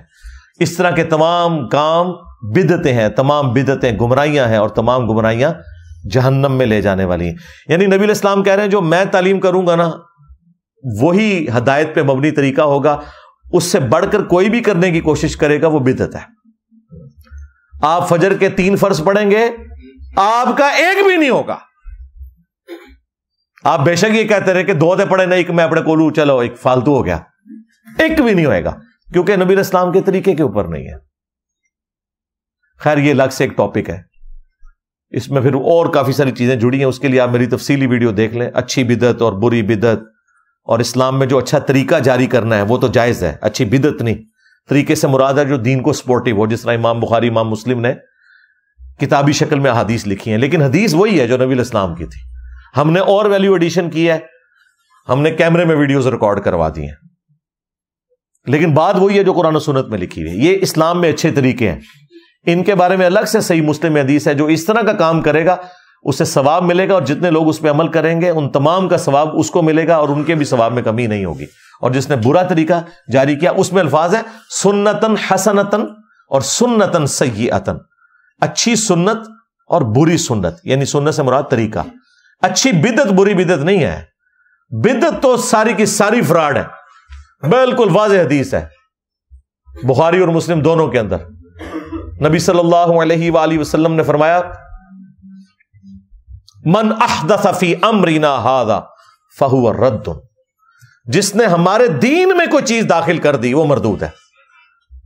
آپ ہوائی جہاز میں جائیں حج کرنے کے لیے، آپ اونٹ پہ جائیں، یہ دین میں کوئی چیز داخل نہیں ہو رہی، کیونکہ وہاں جا کے آپ نے وہی ایکٹیویٹی پرفارم کرنی ہے جو نبی الاسلام نے کی، 7 چکر کاٹنے ہیں، صفا مروہ کی صحیح ہے، وہ ساری چیزیں احرام۔ جب دین میں داخل کر دیں گے، یعنی 7 کے 6 چکر کر دیں، یا ان چکروں میں آپ یا معین الدین چشتی پار لگا دے کشتی پڑھنا شروع کر دیں۔ میں نے اپنے گناہگار کانوں سے سنا ہوا ہے، انڈیا کے ایک بوڑھی اور بوڑھا جوڑا آیا ہوا تھا، وہ طواف کے چکروں میں یہ پڑھ رہے تھے، اور بھائی اس سے بڑھ کے تو وہ ایک پیر صاحب نے کہا تھا کہ کچھ نہ آتا ہو تے وابیاں نو گانا کڈیا کرو تسی طواف دے چکراں وچ۔ نہیں ہے ویڈیو نہیں آپ لوگوں نے دیکھی؟ یہ ان لوگوں کا علمی لیول ہے، یہ آپ کو دین سکھائیں گے اور یہ آپ کو جنت میں لے کے جائیں گے، آپ تو ٹر جاؤ پہلے جنت وچ۔ تو یہ جو بدعت والا جو معاملات ہیں میں نے تفصیل کے ساتھ، اس میں وہ کبھی تراویح کی جماعت کی بات کرتے ہیں، کبھی جمعے کی دوسری اذان کی، یہ سارے کے سارے دھوکے دیے میں جھوٹ بول رہے ہوتے ہیں آپ سے، وہ بات کچھ اور تھی کچھ اور بنا کے پیش کرتے ہیں، اس پہ الگ سے میری ویڈیو ہے، وہ انشاءاللہ ہم تھم نیل اٹیچ کر دیں گے، اس میں ڈسکرپشن میں دے دیں گے، وہ آپ دیکھ لیجئے گا، آپ کی طبیعت انشاءاللہ تعالی اس حوالے سے صاف ہو جائے گی۔ علمی پوائنٹ نمبر 6، اور وہ ہے طارق جمیل صاحب نے قرآن خوانی کی اناؤنسمنٹ خود کی، اور پھر قرآن خوانی ہوئی، بہت بڑا پنڈال سجایا گیا، اینڈ پہ انہوں نے اس میں کچھ واقعات بھی سنائے اور دعا بھی کی۔ یہاں پہ بھی اب بریلویوں کو موقع مل گیا، انہوں نے کہا کہ دیکھ لیں جی، کل تک ہمیں یہ کہتے تھے کہ جی کل کروانا، تیجا کروانا، 40واں کروانا کوئی ثابت نہیں ہے، تو دیکھیں ثابت ہو گیا، یعنی یہ ثابت ہوا کہ طارق جمیل صاحب نے کیا تو ثابت ہو گیا۔ اچھا کل کو میں طارق جمیل صاحب سے اگر اس پہ رجوع ریکارڈ کروا دوں تو کیا بریلوی واپس آ جائیں گے؟ اصولت تو ہونا چاہیے نا کہ آ جائیں واپس، نہیں آئیں گے۔ اور بھائی اس طرح چیزیں ثابت ہوتی ہیں، قرآن و سنت کے دلائل سے ثابت ہوتی ہیں، لیکن وہ اپنی جگہ درست ہیں بریلوی، وہ کہہ رہے ہیں کہ بھائی اگر انہوں نے کیا ہے تو دیوبندی انہیں غلط کہیں، اور اگر غلط نہیں کہہ رہے تو پھر جو ہم پہ فتوے لگاتے رہے ہیں وہ غلط لگاتے رہے ہیں۔ اور حقیقت بات یہ ہے کہ دیوبندی قرآن خوانی کے قائل ہیں، دیوبندی قرآن خوانی یا دعا ہوگی کہہ کے قرآن خوانی کرواتے ہیں، اور بریلوی اسے تیجا اور 40واں اور 10واں کہہ کے کرتے ہیں، کام دونوں یہی کرتے ہیں، نام مختلف ہیں۔ لہذا یہ جو قرآن خوانی والا معاملہ ہوا ہے نا، اس میں کوئی سیکھ پا ہونے کی ضرورت نہیں ہے، دیوبندی پہلے ہی قرآن خوانی کے قائل ہیں، لیکن وہ نام نہیں دیتے سوئم کا، چہلم کا، تیجے کا، 40ویں کا یا 10ویں کا یا جمعراتوں کا، لیکن کرتے ہیں، وہ بھی اناؤنسمنٹ کرتے ہیں اور اس کے بعد قرآن خوانی کرتے ہیں۔ ہاں شرعی طور پر نہ تیجا ثابت ہے، نہ 10واں، نہ 40واں، اور نہ اس طریقے سے قرآن خوانی کر کے کسی کو اصالِ ثواب کرنا، یہ بالکل کوئی ثابت نہیں ہے۔ اصالِ ثواب کرنے کا یہ طریقہ ہی نہیں ہے، اس پہ میری تفصیلی ویڈیو ہے، اصالِ ثواب کے 10 طریقے جو سنت طریقے ہیں۔ نبی علیہ السلام کی 3 بیٹیاں آپ کی اپنی زندگی میں فوت ہوئی ہیں، آپ نے اپنے مبارک ہاتھوں سے انہیں دفنایا، سیدہ زینب، ام کلثوم اور رقیہ علیہم السلام اجمعین۔ آپ نے کسی کا تیجا، 10واں، 40واں، قرآن خوانی، مزار بنوانا، گنبد بنوا دینا، قبر پکی کر دینا، کچھ بھی نہیں کیا، یہ سب کچھ فراڈ چل رہا ہے۔ لہذا دلیل قرآن و سنت سے پیش کی جانی چاہیے۔ اب اس کی آڑ میں پھر پتہ یہ کیا کہتے ہیں، دیکھیں جی ان کی تو حالت یہ ہے کہ مر گیا مردود، نہ فاتحہ نہ درود، شعر بنائے ہوئے ہیں، یعنی آپ قرآن و سنت سے بات کرتے ہیں، انہوں نے کوئی سلوگن بنائے ہوئے ہیں، کوئی اشعار بنائے ہوئے ہیں، تو انہیں بتائیں کہ اللہ کے بندو، جو چیز نبی علیہ السلام نے تعلیم فرمائی ہے اس سے کون انکاری ہے؟ اہل ایمان کا حق ہے جو فوت شدگان ہیں ان کا یہ حق ہے کہ جو زندہ لوگ ہیں ان کے لیے دعائے مغفرت کریں. قرآن پاک میں اللہ تعالیٰ نے واضح فرمایا ربنا اغفر لنا ولاخواننا الذین سبقونا بالایمان. اہل ایمان کی نشانی ہے کہ وہ اپنے سے پہلے جو فوت شدگان ہیں ان کے لیے دعائے مغفرت کرتے ہیں. پھر دیکھیں بخاری مسلم میں نبی علیہ السلام کا فرمان موجود ہے کہ مسلمان کے مسلمان پہ 5 حق ہیں. ان میں سے ایک حق یہ ہے کہ جب وہ مر جائے تو اس کا جنازہ پڑھے. تو سب سے پہلے جو اصالہ ثواب والا معاملہ ہے وہ جنازے کی نماز ہے جس میں آپ اس کے لیے دعائے مغفرت کرتے ہیں. اللہم اغفر لحینا و میتنا و شاہدنا و غائبنا و صغیرنا و کبیرنا و ذکرنا و انثانا اللہم من احییتہ منا فاحیہ علی الاسلام ومن توفیتہ منا فتوفہ علی الایمان. تو یہ پہلا حق رکھ دیا. اس کے بعد سنن ابی داؤد میں حدیث کے قبر پہ جا کے قبر کے سوالات کی استقامت کے لیے دعا مانگو. اسی طریقے سے پھر صحیح مسلم میں حدیث کہ جب بھی قبرستان جاؤ تو دعا مانگو السلام علیکم اہل الدیار من المؤمنین والمسلمین وإنا ان شاء اللہ بکم للاحقون نسأل اللہ لنا ولکم العافیہ. جب بھی قبرستان آپ نے جانا ہے. اور اگر قبرستان نہیں بھی گئے عام حالات میں بھی آپ نے اپنے نماز کے تشہد کے اندر بھی دعا مانگنی ہے ربنا آتنا فی الدنیا حسنہ وفی الآخرۃ حسنۃ وقنا عذاب النار رب اجعلنی مقیم الصلاۃ ومن ذریتی ربنا وتقبل دعاء ربنا اغفر لی ولوالدی وللمؤمنین یوم یقوم الحساب. جتنی بھی دعائیں آپ پڑھ سکتے ہیں تشہد کے اندر. بخاری مسلم میں حدیث ہے جب تم تشہد پڑھ چکو دروشی پڑھ چکو تو جو چاہو اپنے رب سے مانگو. جتنی بھی سنت دعائیں ہیں قرآن میں اور احادیث میں وہ آپ پڑھ سکتے ہیں. تو یہ تو روزانہ پڑھنی چاہیے. خواہ کسی کے ماں باپ زندہ ہیں یا فوت ہو چکے ہیں انہوں نے دعا مانگنی ہی مانگنی ہے ان کے لیے. تو دعا سے کوئی شخص اپنے آپ کو بے نیاز نہیں کر سکتا. سنن ابن ماجہ میں حدیث ہے کہ ایک شخص کا مرنے کے بعد جنت میں درجہ بلند کیا جاتا ہے تو وہ کہتا ہے یا اللہ یہ تو میرا عمل ہی نہیں تھا. تو اللہ تعالیٰ فرماتا ہے کہ تیرے بیٹے نے دنیا میں تیرے لیے استغفار کی اس کی وجہ سے میں نے تیرا یہ مرتبہ بلند کر دیا. یہ صحیح حدیث ہے بالکل. تو مرنے کے بعد بھی نفع پہنچتا ہے. صحیح بخاری میں موجود ہے, سنن نسائی کے اندر اور کئی حدیث کی کتابوں میں. سعد ابن عبادہ جو خزرج کے سردار تھے وہ نبی الاسلام کے پاس حاضر ہوئے, یا رسول اللہ میں سفر پہ تھا, پیچھے سے میری والدہ فوت ہو گئی, میں چاہتا ہوں کہ ان کی طرف سے کوئی ایسا نیکی کا کام کروں کہ انہیں ان کے مرنے کے بعد بھی ثواب پہنچے. تو میں چاہتا ہوں ان کی طرف سے کنواں کھدوا دوں. تو وہ ام سعد کا کنواں یعنی سعد کی ماں کا کنواں, وہ کنواں مشہور ہو گیا. نبی الاسلام سے انہوں نے پوچھا یا رسول اللہ اگر میں یہ کروں تو کیا میری والدہ کو اس کا ثواب ملے گا؟ آپ نے فرمایا ہاں ملے گا. تو صدقہ اور خیرات کر سکتے ہیں, دعا کر سکتے ہیں. اصالہ ثواب کے 10 طریقے آپ میری ویڈیو دیکھیں.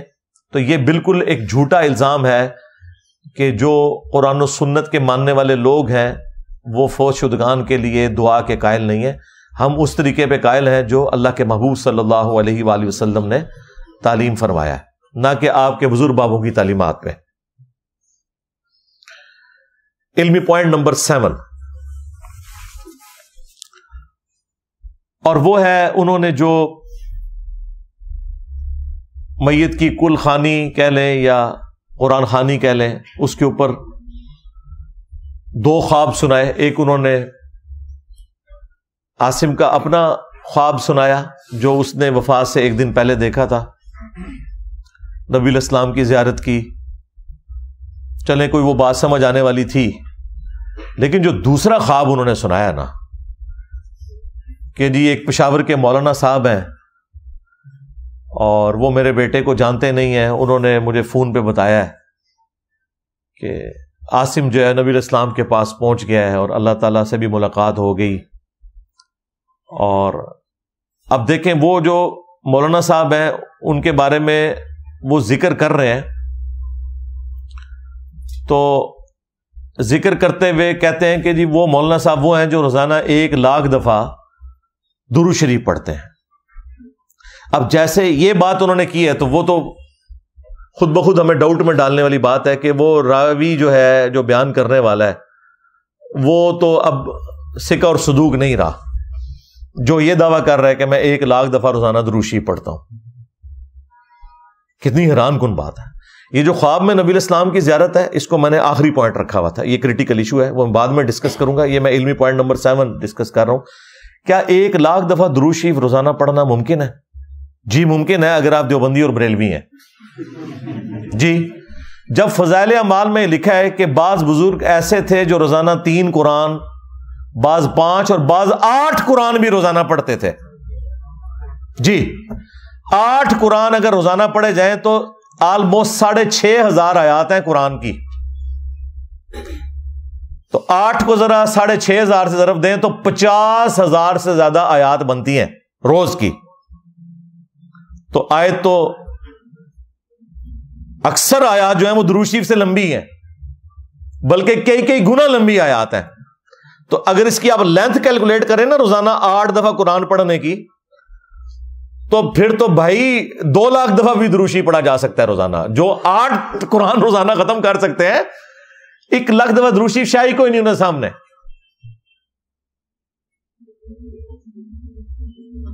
حالانکہ سمپل سی کیلکولیشن ہے میرے بھائیوں, 24 گھنٹے میں 86,400 سیکنڈ ہوتے ہیں. یہ بچپن سے ہمیں ایک رٹا لگوایا گیا اپنی سائنس کی کتاب میں, وہ آپ کیلکولیٹ بھی کر سکتے ہیں. 1 گھنٹے کے اندر 60 منٹ ہے, ہر منٹ کے اندر 60 سیکنڈ ہے, 60 ضرب 60 کریں 3600 آ جائے گا, اور ٹوٹل گھنٹے ہیں 24, اس کو 24 سے ملٹیپلائی کریں 86,400 سیکنڈز بنتے ہیں 24 گھنٹے میں. اگر کوئی شخص 1 سیکنڈ میں 1 دفعہ بھی درود شریف پڑھے اور 24 گھنٹے پڑھتا رہے, تب بھی وہ 1,00,000 کا عدد کراس نہیں کر سکتا. کوئی 1 دفعہ کر ہی سکتا ہے, کوئی اعتکاف کر کے بیٹھ جائے. ہاں روزانہ کی بات تو پھر بعد کی ہے, 1 دفعہ چلے وہ بیٹھ بھی گیا ہے. چھوٹے سے چھوٹا بھی کوئی درود پڑے گا تو صلی اللہ علیہ وآلہ وسلم ہے نا, اس کو پڑھنے کے لیے بھی آپ کو 2 سے 3 سیکنڈ چاہیے. ادروائز آپ تو وہ توڑ کے پڑھ رہے ہوں گے نا. ظاہر ہے آپ نے اگر الفاظ پورے ادا نہیں کیے وہ درود شریف نہیں ہے, آپ تو خود لعنت کما رہے ہوں گے اگر آپ نے الفاظ ہی توڑ دیے صلی اللہ علیہ وآلہ وسلم. یا چلے کوئی آل کے بغیر پڑھتا ہے, کوئی ناسبی ٹائپ قسم کا کوئی درود شریف پڑھنے والا ہے صلی اللہ علیہ وسلم, یہ بھی کوئی پڑھتا ہے, تو تب بھی 1.5-2 سیکنڈ تو چاہیے. اور تیزی سے بھی آپ پڑھیں گے, پہلی تسبیح تو 100 والی آپ کھینچ لیں گے, اس کے بعد جو آپ کو سانس چڑھے گا اگلی دفعہ ہو سکتا ہے تسبیح اتنی جلدی پوری نہ ہو. پھر بھی 24 گھنٹے میں آپ نہیں پڑھ سکتے. ابھی تو میں یہ کہہ نہیں رہا کہ اس نے سونا بھی ہے, نماز بھی پڑھنی ہے. نماز پڑھنا تو فرض ہے نا, درود شریف پڑھنا تو فرض نہیں نا سوائے نماز کے. نماز میں فرض ہے, نماز کے علاوہ تو نفلی عبادت ہے, اور باقی کام بھی کرنے ہیں. تو یہ بالکل جھوٹ ہے. اور اب جو لوگ اس کا پلی لے رہے ہیں کہ دیکھیں جی یہ اپنے بزرگوں کے لیے تو 1,00,000 دفعہ درود شریف مانتے ہیں, تو ہمارے بزرگوں کے لیے مانتے ہیں. اور بھائی دوئے پراؤ تسی, ہاں پتر تو کیوں فیل ہویا, ابا جی تواڈے دوست دا منڈا بھی فیل ہو گیا. ہاں بھائی دوئے فیل ہوئے ہو. تو بھائی یہ بالکل فراڈ ہے, نہ اس طریقے سے کوئی معاملات ہوتے ہیں. ہم نے سنت اذکار کے اوپر یہ کارڈز باقاعدہ لکھے ہیں, PDF فارم میں ہے, ایپس میں رکھے ہیں. یہ بلو کارڈ آخرت کا صبح شام کے سنت اذکار, اور یہ گرین کارڈ فرض نماز کے بعد کے اذکار. یہ جو صبح شام کے اذکار ہیں, آپ کو نبی الاسلام کا کوئی بھی وظیفہ ملے گا تو ہوگا کہ 1 دفعہ پڑھ لیا جائے, 3 دفعہ پڑھ لیا جائے, 10 دفعہ پڑھ لیا جائے, 33 دفعہ پڑھ لیا جائے. حد جو آپ کو ملتی ہے وہ 100 دفعہ ہے. 100 دفعہ صبح, 100 دفعہ شام, بس. 1.25 دفعہ آیت کریمہ پڑھنا, اس طرح کے کوئی وظائف نہیں ہے. نہ روزانہ اتنا 1,00,000 دفعہ درود شریف پڑھنا. بھائی درود شریف آپ پڑھ سکتے ہیں, وہ حدیث ٹھیک ہے جامع ترمذی میں کہ قیامت کے دن میرے سب سے زیادہ نزدیک وہ ہوگا جس نے دنیا میں سب سے زیادہ مجھ پہ درود پڑھا ہوگا. اللہم صلی علی محمد وعلی آل محمد. وہ اپنی جگہ ہے, میں یہ نہیں کہہ رہا کہ 100 سے زیادہ دفعہ پڑھا نہیں جا سکتا, پڑھ سکتے ہیں آپ, پڑھنا چاہیے. لیکن یہ کہنا کہ 1,00,000 دفعہ روزانہ, تو بھائی اس دن سے ڈریں کہ گوروں کو اردو آ جائے یا آپ کو انگریزی آ جائے, یا آپ کا مذاق ہی اڑایا جائے گا. اور باقی جو لوگ اپنے بزرگوں کی وجہ سے ان کا مذاق اڑا رہے ہیں, انہیں بھی شرم کرنی چاہیے. تمہارے بزرگوں نے بھی اس قسم کے جھوٹ اپنے بارے میں مشہور کیے ہیں. کوئی کہتا ہے جی 40 سال تک عشاء کے وضو سے فجر کی نماز پڑھی. اندازہ کرو کس سنت کے اوپر عمل کیا. بدعت کو انہوں نے نیکی کا نام دیا ہوا ہے. تو یہ اس طریقے سے کہنا کہ جی 1,00,000 دفعہ دروشی پڑھ لیا, تو یہ تو اس کے بعد وہ جو بھی خواب بیان کر رہا ہے تو اس کی کریڈیبلٹی آپ خود ہی سمجھ سکتے ہیں. اب ہونا تو چاہیے حکومتی لیول کے اوپر ان لوگوں کو بٹھایا جائے, انہیں کہے کہ ہاں بہ ہیں تھے 24 گھنٹے ہستے ذرا, ہاں تے پڑھ اونچی بات ہی ذرا درود شریف میں بھی سنا ذرا 1,00,000 کس طرح پورا ہوتا ہے. اب آپ یہ باتیں کریں کہتے ہیں جی کرامت ہے. اچھا جی کرامت ہے, جی بریلویوں کی ہو تو بدعت ہے, تہاڈی ہوتے کرامت ہے. ہاں یہ کون سی کرامت ہے بھائی؟ ہاں اگر کرامت یہ ہے نا کہ آپ 3 دفعہ سورہ اخلاص پڑھیں اور 1 قرآن کا ثواب, تو ٹھیک ہے, سمجھ آتی ہے کہ آپ کے بزرگ 8 قرآن پڑھ لیتے تھے جو فضائل مال میں لکھا ہوا ہے. 8 3 24 دفعہ سورہ اخلاص, لیکن وہ یہ نہیں لکھا, وہ آپ کو بھی پتا ہے. تو خیر یہ تو آپ دعوت اسلامی والوں کے پاس جائیں تو ان کے پاس تو ایک درود جو ہے وہ 10-10 لاکھ کے برابر ثواب والا موجود ہے. ادھر تو پیکیج ہی بڑے فٹ قسم کے ہیں. ہاں جس طرح یہ تو صحیح پیکیج ہے نا جو بخاری مسلم میں ہے کہ جو 1 دفعہ سورہ اخلاص پڑھتا ہے 3/4 قرآن کے برابر ہے. تو دعوت اسلامی والوں نے تو باقاعدہ وہ درود شریف کے کارڈ ہم خود بھی پڑھتے تھے, جناب اتنے لاکھ دفعہ درود پڑھنے کا ثواب 1 دفعہ پڑھ لو. تو میرے خیال ہے طارق جمیل صاحب کو اس مولانا صاحب سے پوچھنا چاہیے کہ 1,00,000 دفعہ گنتی کر کے پڑھتے ہو یا کوئی ایسا درود پڑھتے ہو جس کا ثواب 1,00,000 کے برابر ہے. ہاں یہ بھی ہو سکتا ہے. ہاں جے بچانا جے نا انہوں تے یہی کہو, ہاں ورنہ کوڑ مار رہے جے سارے. آخری علمی پوائنٹ نمبر 8, اور وہ اسی کے ساتھ جو جڑا ہوا کہ نبی علیہ السلام کی خواب میں زیارت ایک سینسٹیو ٹاپک ہے, لیکن اس ٹاپک کی کریڈیبلٹی اب یہ رہ گئی ہے کہ اگر بریلوی دیکھیں تو دیوبندی کہتے ہیں یہ جھوٹ بول رہے ہیں, انہوں نے نبی علیہ السلام کو نہیں دیکھا. اور اگر دیوبندی دیکھ لیں تو بریلوی کہتے ہیں کہ یہ جھوٹ بول رہے ہیں. اہل حدیث تو ویسے ہی نہیں ہونا, وہ یہی کہیں گے نا, کہتے ہیں جی انہوں نے کتوں زیارت ہونی ہے, یہ تو منکر نے. اس سے زیادہ پھر اب اس کی کیا اہمیت رہے گی کہ جب آپ ایک دوسرے کے نہیں مان رہے. آپ دیکھ رہے ہیں وہ باپا جانی کی بھی ویڈیو باقاعدہ ایک بندہ سامنے کھڑا ہوتا ہے, جی باپا جانی مجھے نبی علیہ السلام کی طرف سے آپ کے لیے ایک پیغام ملا ہے, جی الیاس قادری کو میرا سلام کہنا اور انہیں کہنا کہ دین کا کام اسی طریقے سے کرتے رہو. توبہ توبہ, اے دین کا کام پہ کرتا جے بندہ. بابا جی کی گھوڑی یہ جڑے تانوں اس قسم کے تعویذات پہ دستا ہے دین دا کام ہو رہا جے. اندازہ کرو, اللہ سے ڈرو یار. دین کا اس سے تعلق ہے, ٹھیک ہے, جو جہاں کی سٹوریاں سنانا اور اس کو آپ نے دین بنا دیا. نبی علیہ السلام کہیں گے کہ اے کام جاری رکھ تو. توبہ توبہ توبہ, اندازہ کریں. تو یہ خواب سارے بیان کرتے ہیں. یہاں پہ بھی یہ جو طارق جمیل صاحب کو اگر کسی نے بتایا بھی تھا بھائی خواب اس لیے نہیں آپ نے لوگوں کو بیان کرنے ہیں, اگر سپوز ٹھیک بھی ہو تب بھی یہ اس شخص کے لیے بشارت ہے. اس کو پبلکلی نہ ذکر کریں, کیونکہ اگر آپ ذکر کریں گے تو اس کا مطلب یہ ہے کہ پھر دوسروں کو بھی آپ موقع دیں گے کہ جب وہ ذکر کریں تو پھر آپ بھی مانیں گے. اور بیک وقت اگر دونوں کے خواب ایک دوسرے کے مخالف پارٹیوں کے صحیح نکل آتے ہیں تو اس کا تو بڑا خطرناک مطلب نکل رہا ہے کہ آپ دونوں ہی جھوٹ بول رہے ہیں, کیونکہ دونوں ٹھیک نہیں ہو سکتے. دونوں ٹھیک تو آپ ایک دوسرے کو مانتے ہی نہیں ہیں. ہاں آپ دونوں کے خراب ہونے کے اوپر باقی فرقوں کا اتفاق ہوگا, تو یہ آپ گھڑ رہے ہیں یا پھر یہ ایک سمجھ لیں پیورلی ایک میڈیکل ایشو ہے نبی علیہ السلام کی زیارت کے حوالے سے جو اکثر لوگوں کے ساتھ ہوتا ہے. خواب میں آج بھی نبی علیہ السلام کی زیارت ممکن ہے, لیکن اس کی چند شرائط ہے ان کے ساتھ. ہم اہل حدیث والا موقف نہیں رکھتے کہ بھی صرف صحابہ کر سکتے تھے, نہیں. صحابہ کے بعد بھی کئی لوگوں نے زیارت کی ہے، احادیث کی کتابوں میں نقل ہوئی ہے، لیکن وہ شرائط کے ساتھ ہوگا۔ بخاری اور مسلم دونوں میں حدیث ہے، اللہ کے محبوب صلی اللہ علیہ وآلہ وسلم نے فرمایا کہ خواب جو ہے یہ نبوت کا 46واں حصہ ہے، یعنی غیبی خبروں کا 46واں حصہ ہے خواب۔ انبیاء کے کیس میں تو وحی الہی ہوتے ہیں، ان میں شیطان کی کوئی دخل نہیں ہے، لیکن غیر انبیاء کا خواب بھی نبوت کا یعنی غیبی خبر کا حصہ ہے۔ لیکن وہ ساتھ ہی بخاری مسلم میں آیا کہ خواب کی پھر 3 اقسام ہیں، اللہ کی طرف سے، شیطان کی طرف سے اور نفس کی طرف سے۔ جو آپ زیادہ سوچتے ہیں وہی آپ کو خواب میں نظر آ جاتا ہے۔ جب آپ روزانہ بیٹھ کے یہ وظیفہ کر رہے ہیں کہ اس وظیفے سے مجھے نبی علیہ السلام کی زیارت ہونی چاہیے، اور اتنا آپ اس کو سوچتے ہیں تو کچھ نہ کچھ تو خواب میں نظر آ جائے گا۔ اور شیطانی خواب کے بارے میں نبی علیہ السلام نے فرمایا کہ 3 دفعہ تھوک لو بائیں طرف، یعنی پریکٹیکلی نہیں، بس ایسے کر لیں 3 دفعہ، اور اس برے خواب کا ذکر کسی سے نہ کرو۔ بخاری مسلم دونوں میں حدیث ہے، نبی علیہ السلام نے فرمایا کہ میری وفات کے بعد اب نبوت کی خبروں میں سے صرف خواب، مبشرات باقی ہیں۔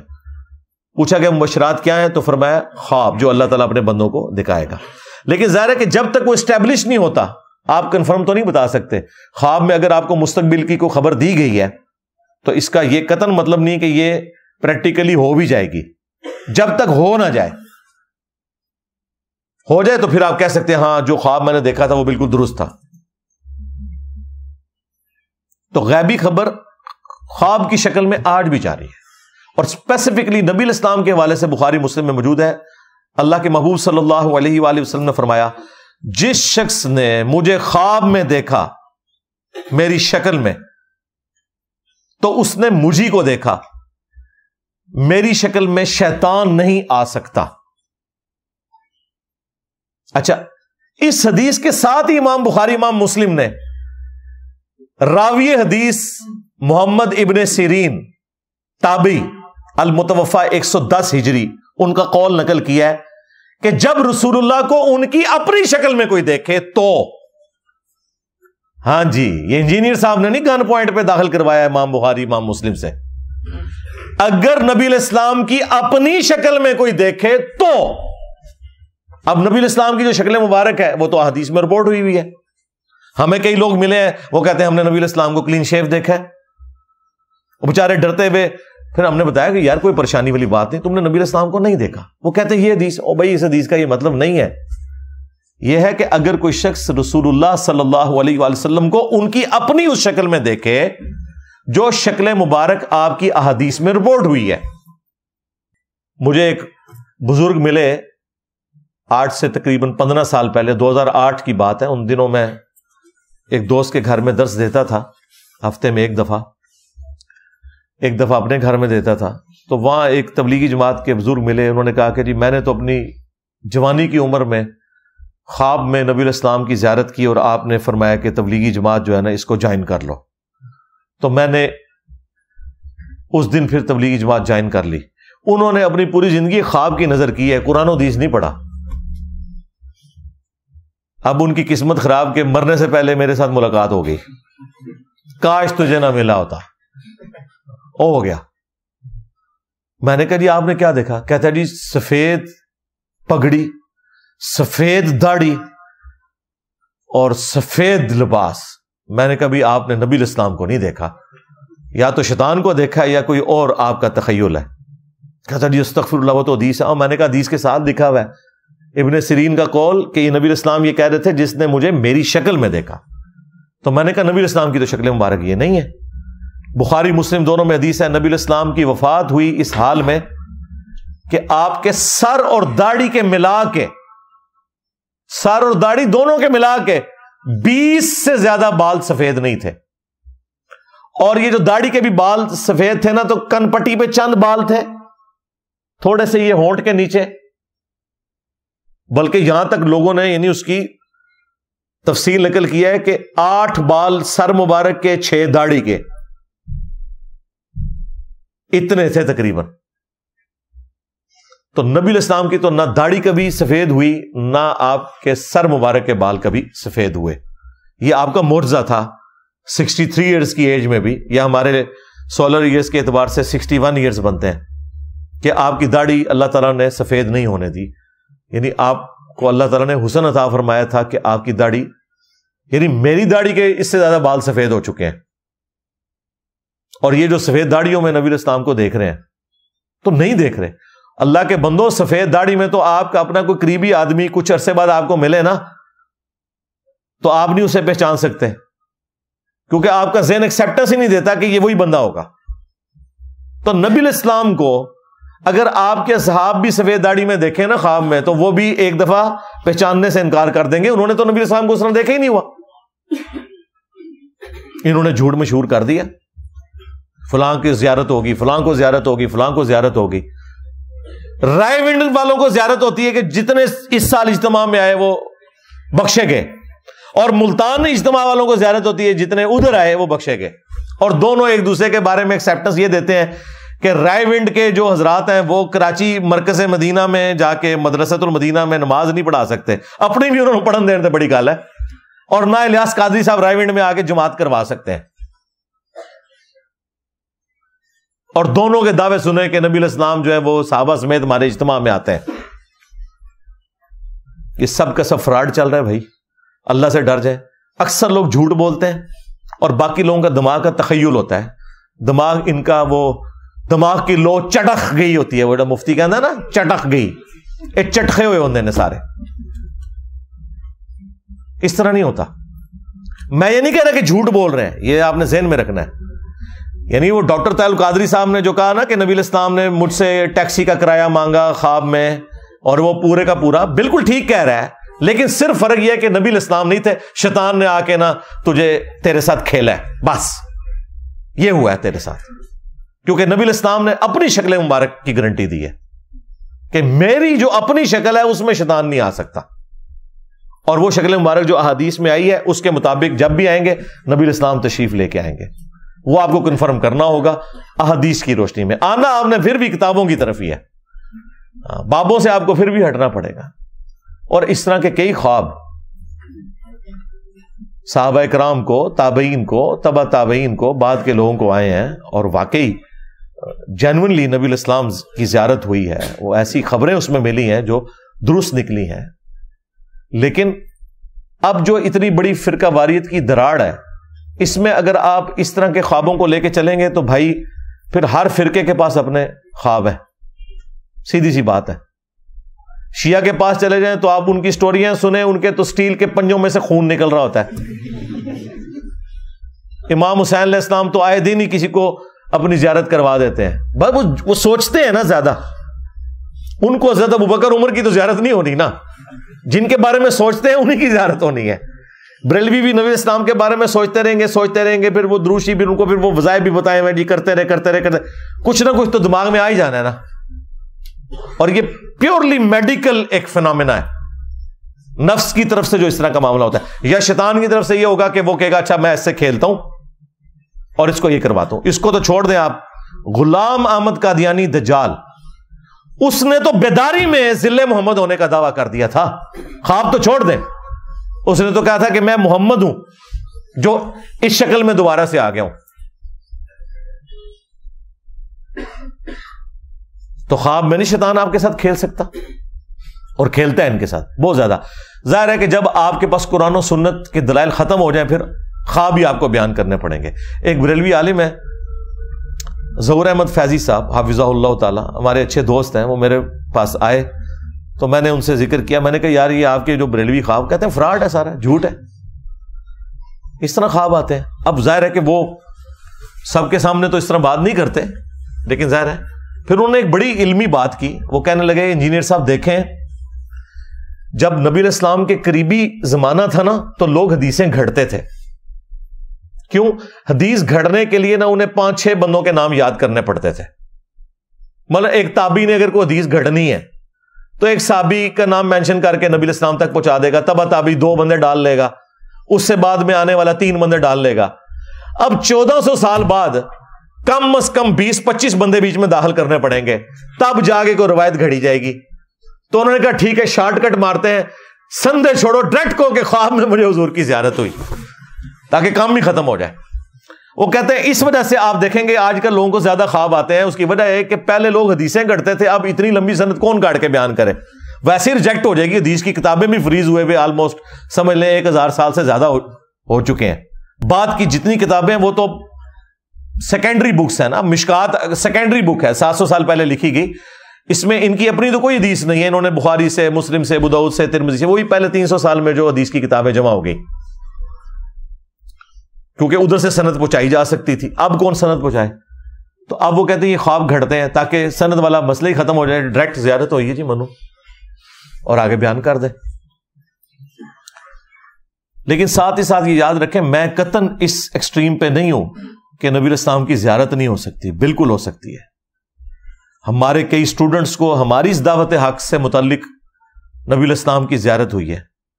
کئی لوگ ایسے ہیں جو میرے مخالفین تھے, انہیں نبی علیہ السلام کی زیارت ہوئی اور ہماری اس دعوت کے ساتھ اٹیچ ہوئے.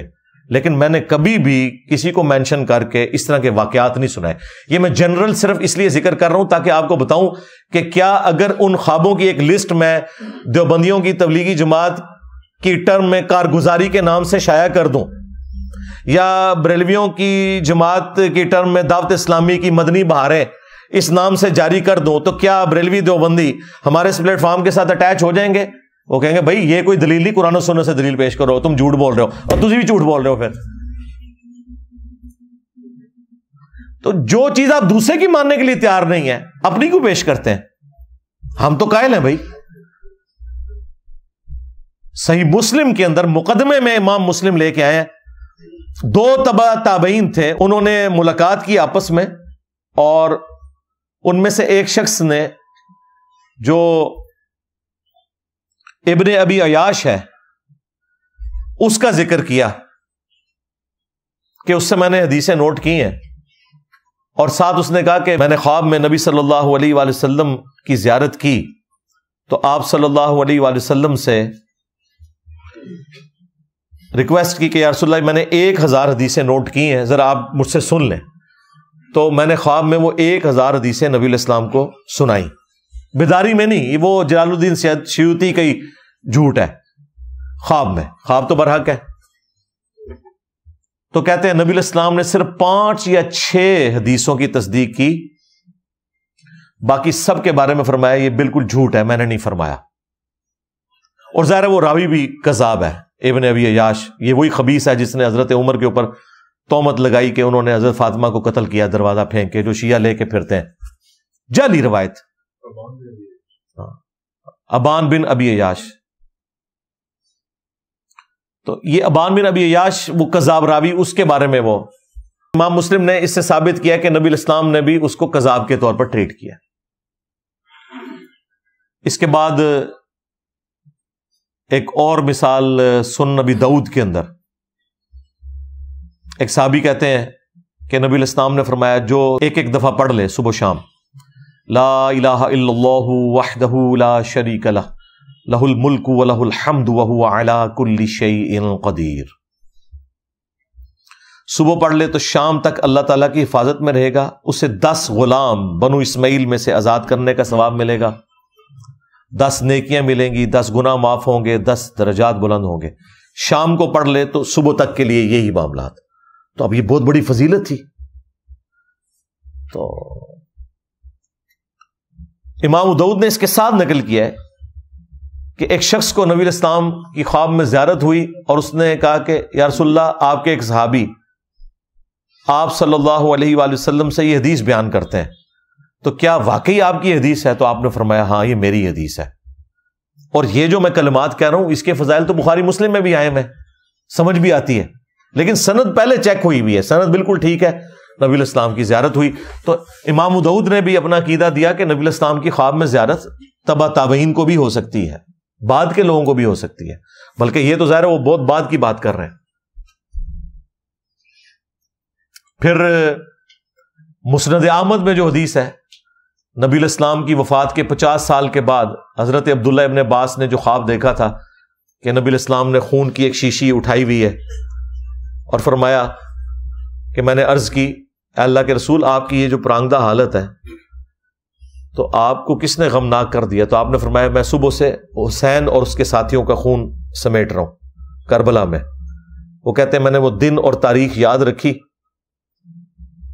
اور گھبرا کے جب دوپہر کے وقت اٹھا میں نے وہ نوٹ کر لیا۔ کچھ عرصے بعد پھر خبر پہنچی، ظاہر ہے اس زمانے میں تو کمیونیکیشن اتنی فاسٹ نہیں تھی، تو پتہ چلا کہ واقعی اس دن حسین ابن علی اور ان کے ساتھیوں کو شہید کیا گیا کربلا میں، رضی اللہ عنہم اجمعین وعلیہم السلام اجمعین۔ تو یہ نبی الاسلام کی وفات کے 50 سال کے بعد ابن عباس نے خواب میں دیکھا۔ تو ایک صحابی نے بھی یعنی یہ خواب نقل کیا اپنا اور مسند احمد میں آیا۔ تو 3 تو میں نے آپ کو حدیث کی کتابوں سے مثال دے دی، چوتھی مثال لے لیں۔ شمائل ترمذی، امام ترمذی کی کتاب ہے جس میں انہوں نے نبی الاسلام کے گیٹ اپ سے متعلق حدیثیں جمع کی ہیں کہ آپ کے بال مبارک، آپ کے کپڑے مبارک، آپ کی پگڑی مبارک، آپ کا گیٹ اپ کس طرح ہوتا تھا۔ اس کے اینڈ پہ جا کے انہوں نے نبی الاسلام کی خواب میں جو زیارت ہے اس کے حوالے سے بھی ایک چیپٹر باندھا ہے۔ اس میں وہ امام ترمذی نقل کرتے ہیں کہ ایک تابعی جو مصحف لکھا کرتے تھے، کاتب تھے، وہ ابن عباس کے پاس حاضر ہوئے اور کہا کہ میں نے خواب میں نبی الاسلام کی زیارت کی ہے۔ تو ابن عباس نے کہا کہ مجھ سے خواب بیان کرو، کیونکہ میں نے نبی الاسلام سے سنا ہے جس نے خواب میں میری زیارت کی اس نے مجھے کو دیکھا، میری شکل میں شیطان نہیں آ سکتا۔ اچھا یہ لفظ لکھنے میں ہے خواب، خوا واو الف با، لیکن پڑھنے میں یہ خواب ہے، واو سائلنٹ ہو جاتا ہے، خواب پڑھا جاتا ہے یہ لفظ اردو میں، خواب، خواب نہیں ہے، خواب، لکھنے میں خواب ہے۔ تو پھر انہوں نے وہ پورا نقشہ بیان کیا۔ یہ سب سے وہ تگڑی حدیث ہے جس میں نبی الاسلام کا پورا گیٹ اپ آیا کہ آپ کی داڑھی مبارک کس طرح کی تھی، آپ کی آنکھیں مبارک، آپ کے چہرے کے پوری کی پوری تفصیلات اس حدیث میں آئی ہیں۔ اور اس میں یہ بھی موجود ہے کہ نبی الاسلام کی داڑھی مبارک سینے کے ابتدائی حصے پہ پھیلی ہوئی تھی، وہاں پہ تو ویسے لفظ ہے نہر تک تھی، یہ نہر، یہ جو ہلکا سا گڑا بنتا ہے سینے اور گلے کے جوڑ پر۔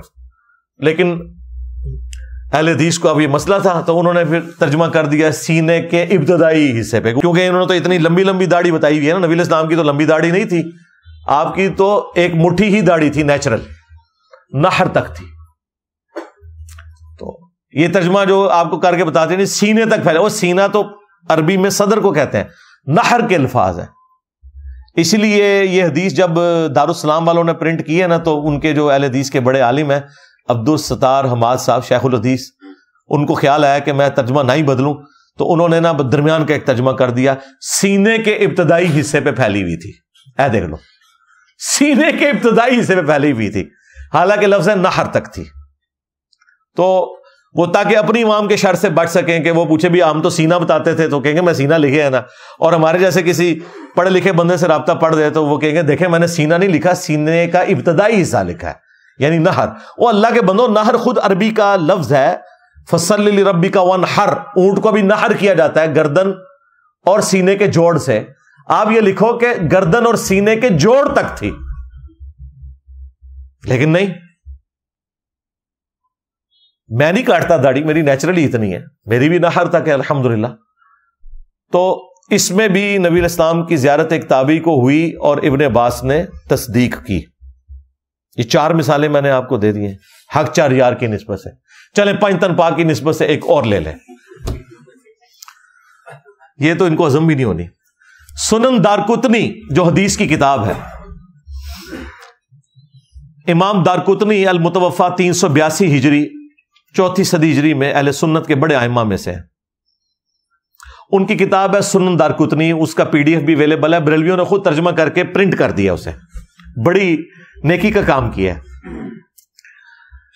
اس میں جب نماز کے طریقے سے متعلق احادیث آئی ہیں نا تو اس میں امام دارقطنی نے اپنے استاد کا خواب نقل کیا ہے، تو سند کی ضرورت نہیں ہے، انہوں نے ڈائریکٹ اپنے استاد سے سنا ہے۔ اور سنا کس نے ہے؟ بریلوی، دیوبندی، اہل حدیث تینوں کے مشترکہ امام دارقطنی۔ وہ کہتے ہیں کہ میرے استاد کہتے ہیں کہ پہلے میں بھی کوفیوں کے مذہب پر تھا اور رفع الیدین سے نماز نہیں پڑھتا تھا، تو ایک رات مجھے خواب میں نبی صلی اللہ علیہ وآلہ وسلم کی زیارت ہوئی. میری بڑی خواہش تھی کہ میں حضور کو نماز پڑھتے ہوئے دیکھوں.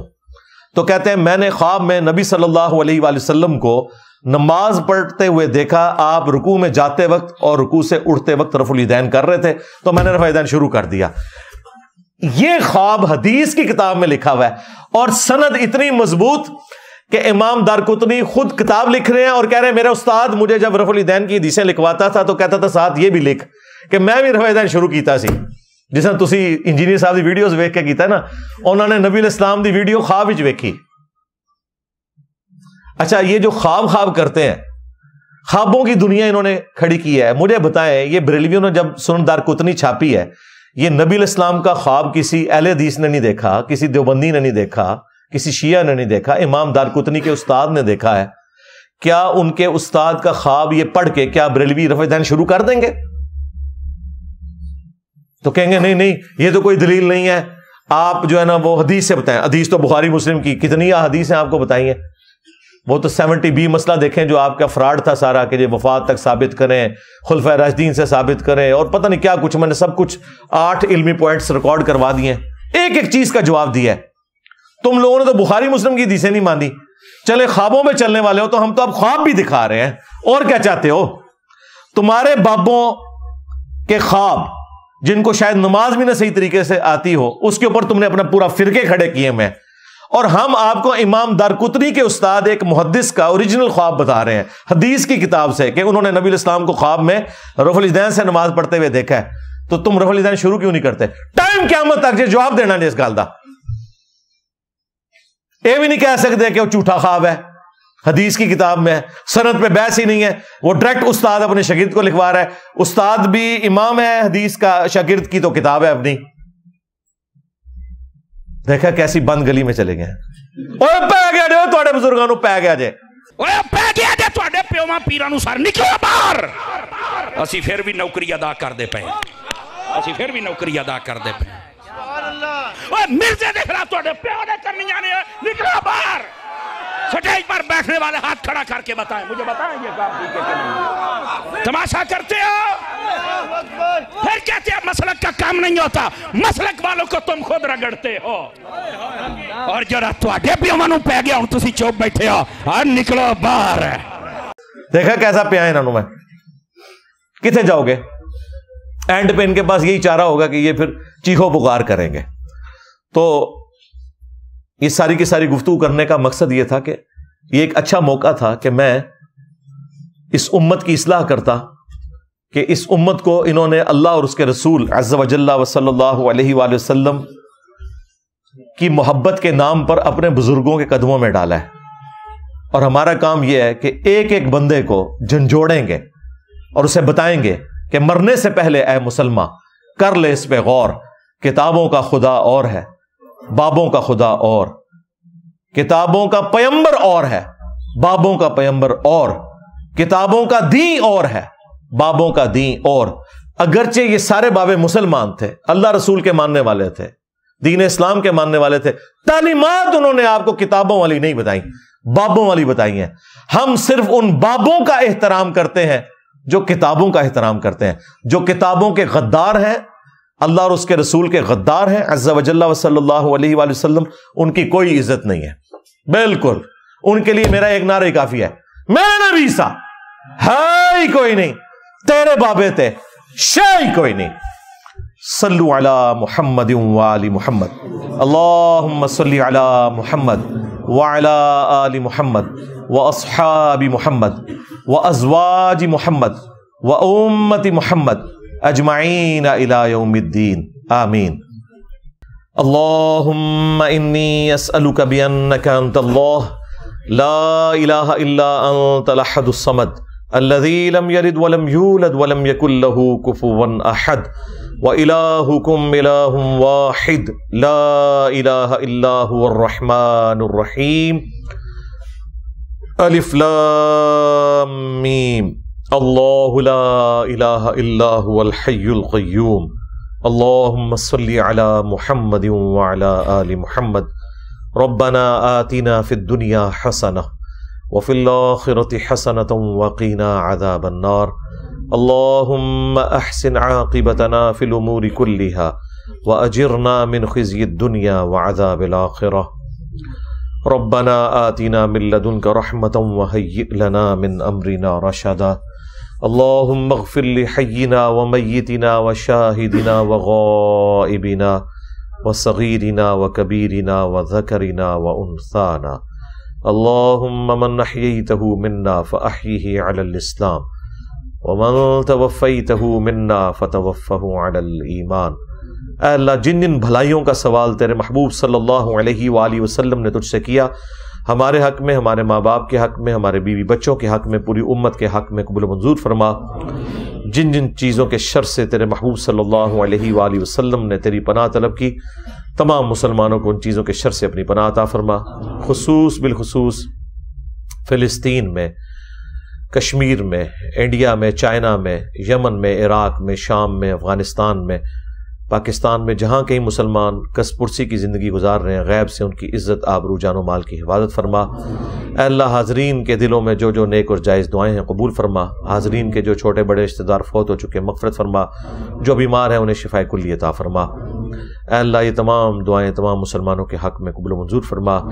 ہمارے ملک پاکستان کی خیر فرما، پاکستان کو اندرونی اور بیرونی خطرات سے محفوظ فرما، پورے عالم اسلام کی خیر فرما۔ سبحان ربک رب العزت عما یصفون وسلام علی المرسلین والحمد للہ رب العالمین وصلی اللہ علی النبی الکریم وعلی آلہ واصحابہ اجمعین الی یوم الدین آمین۔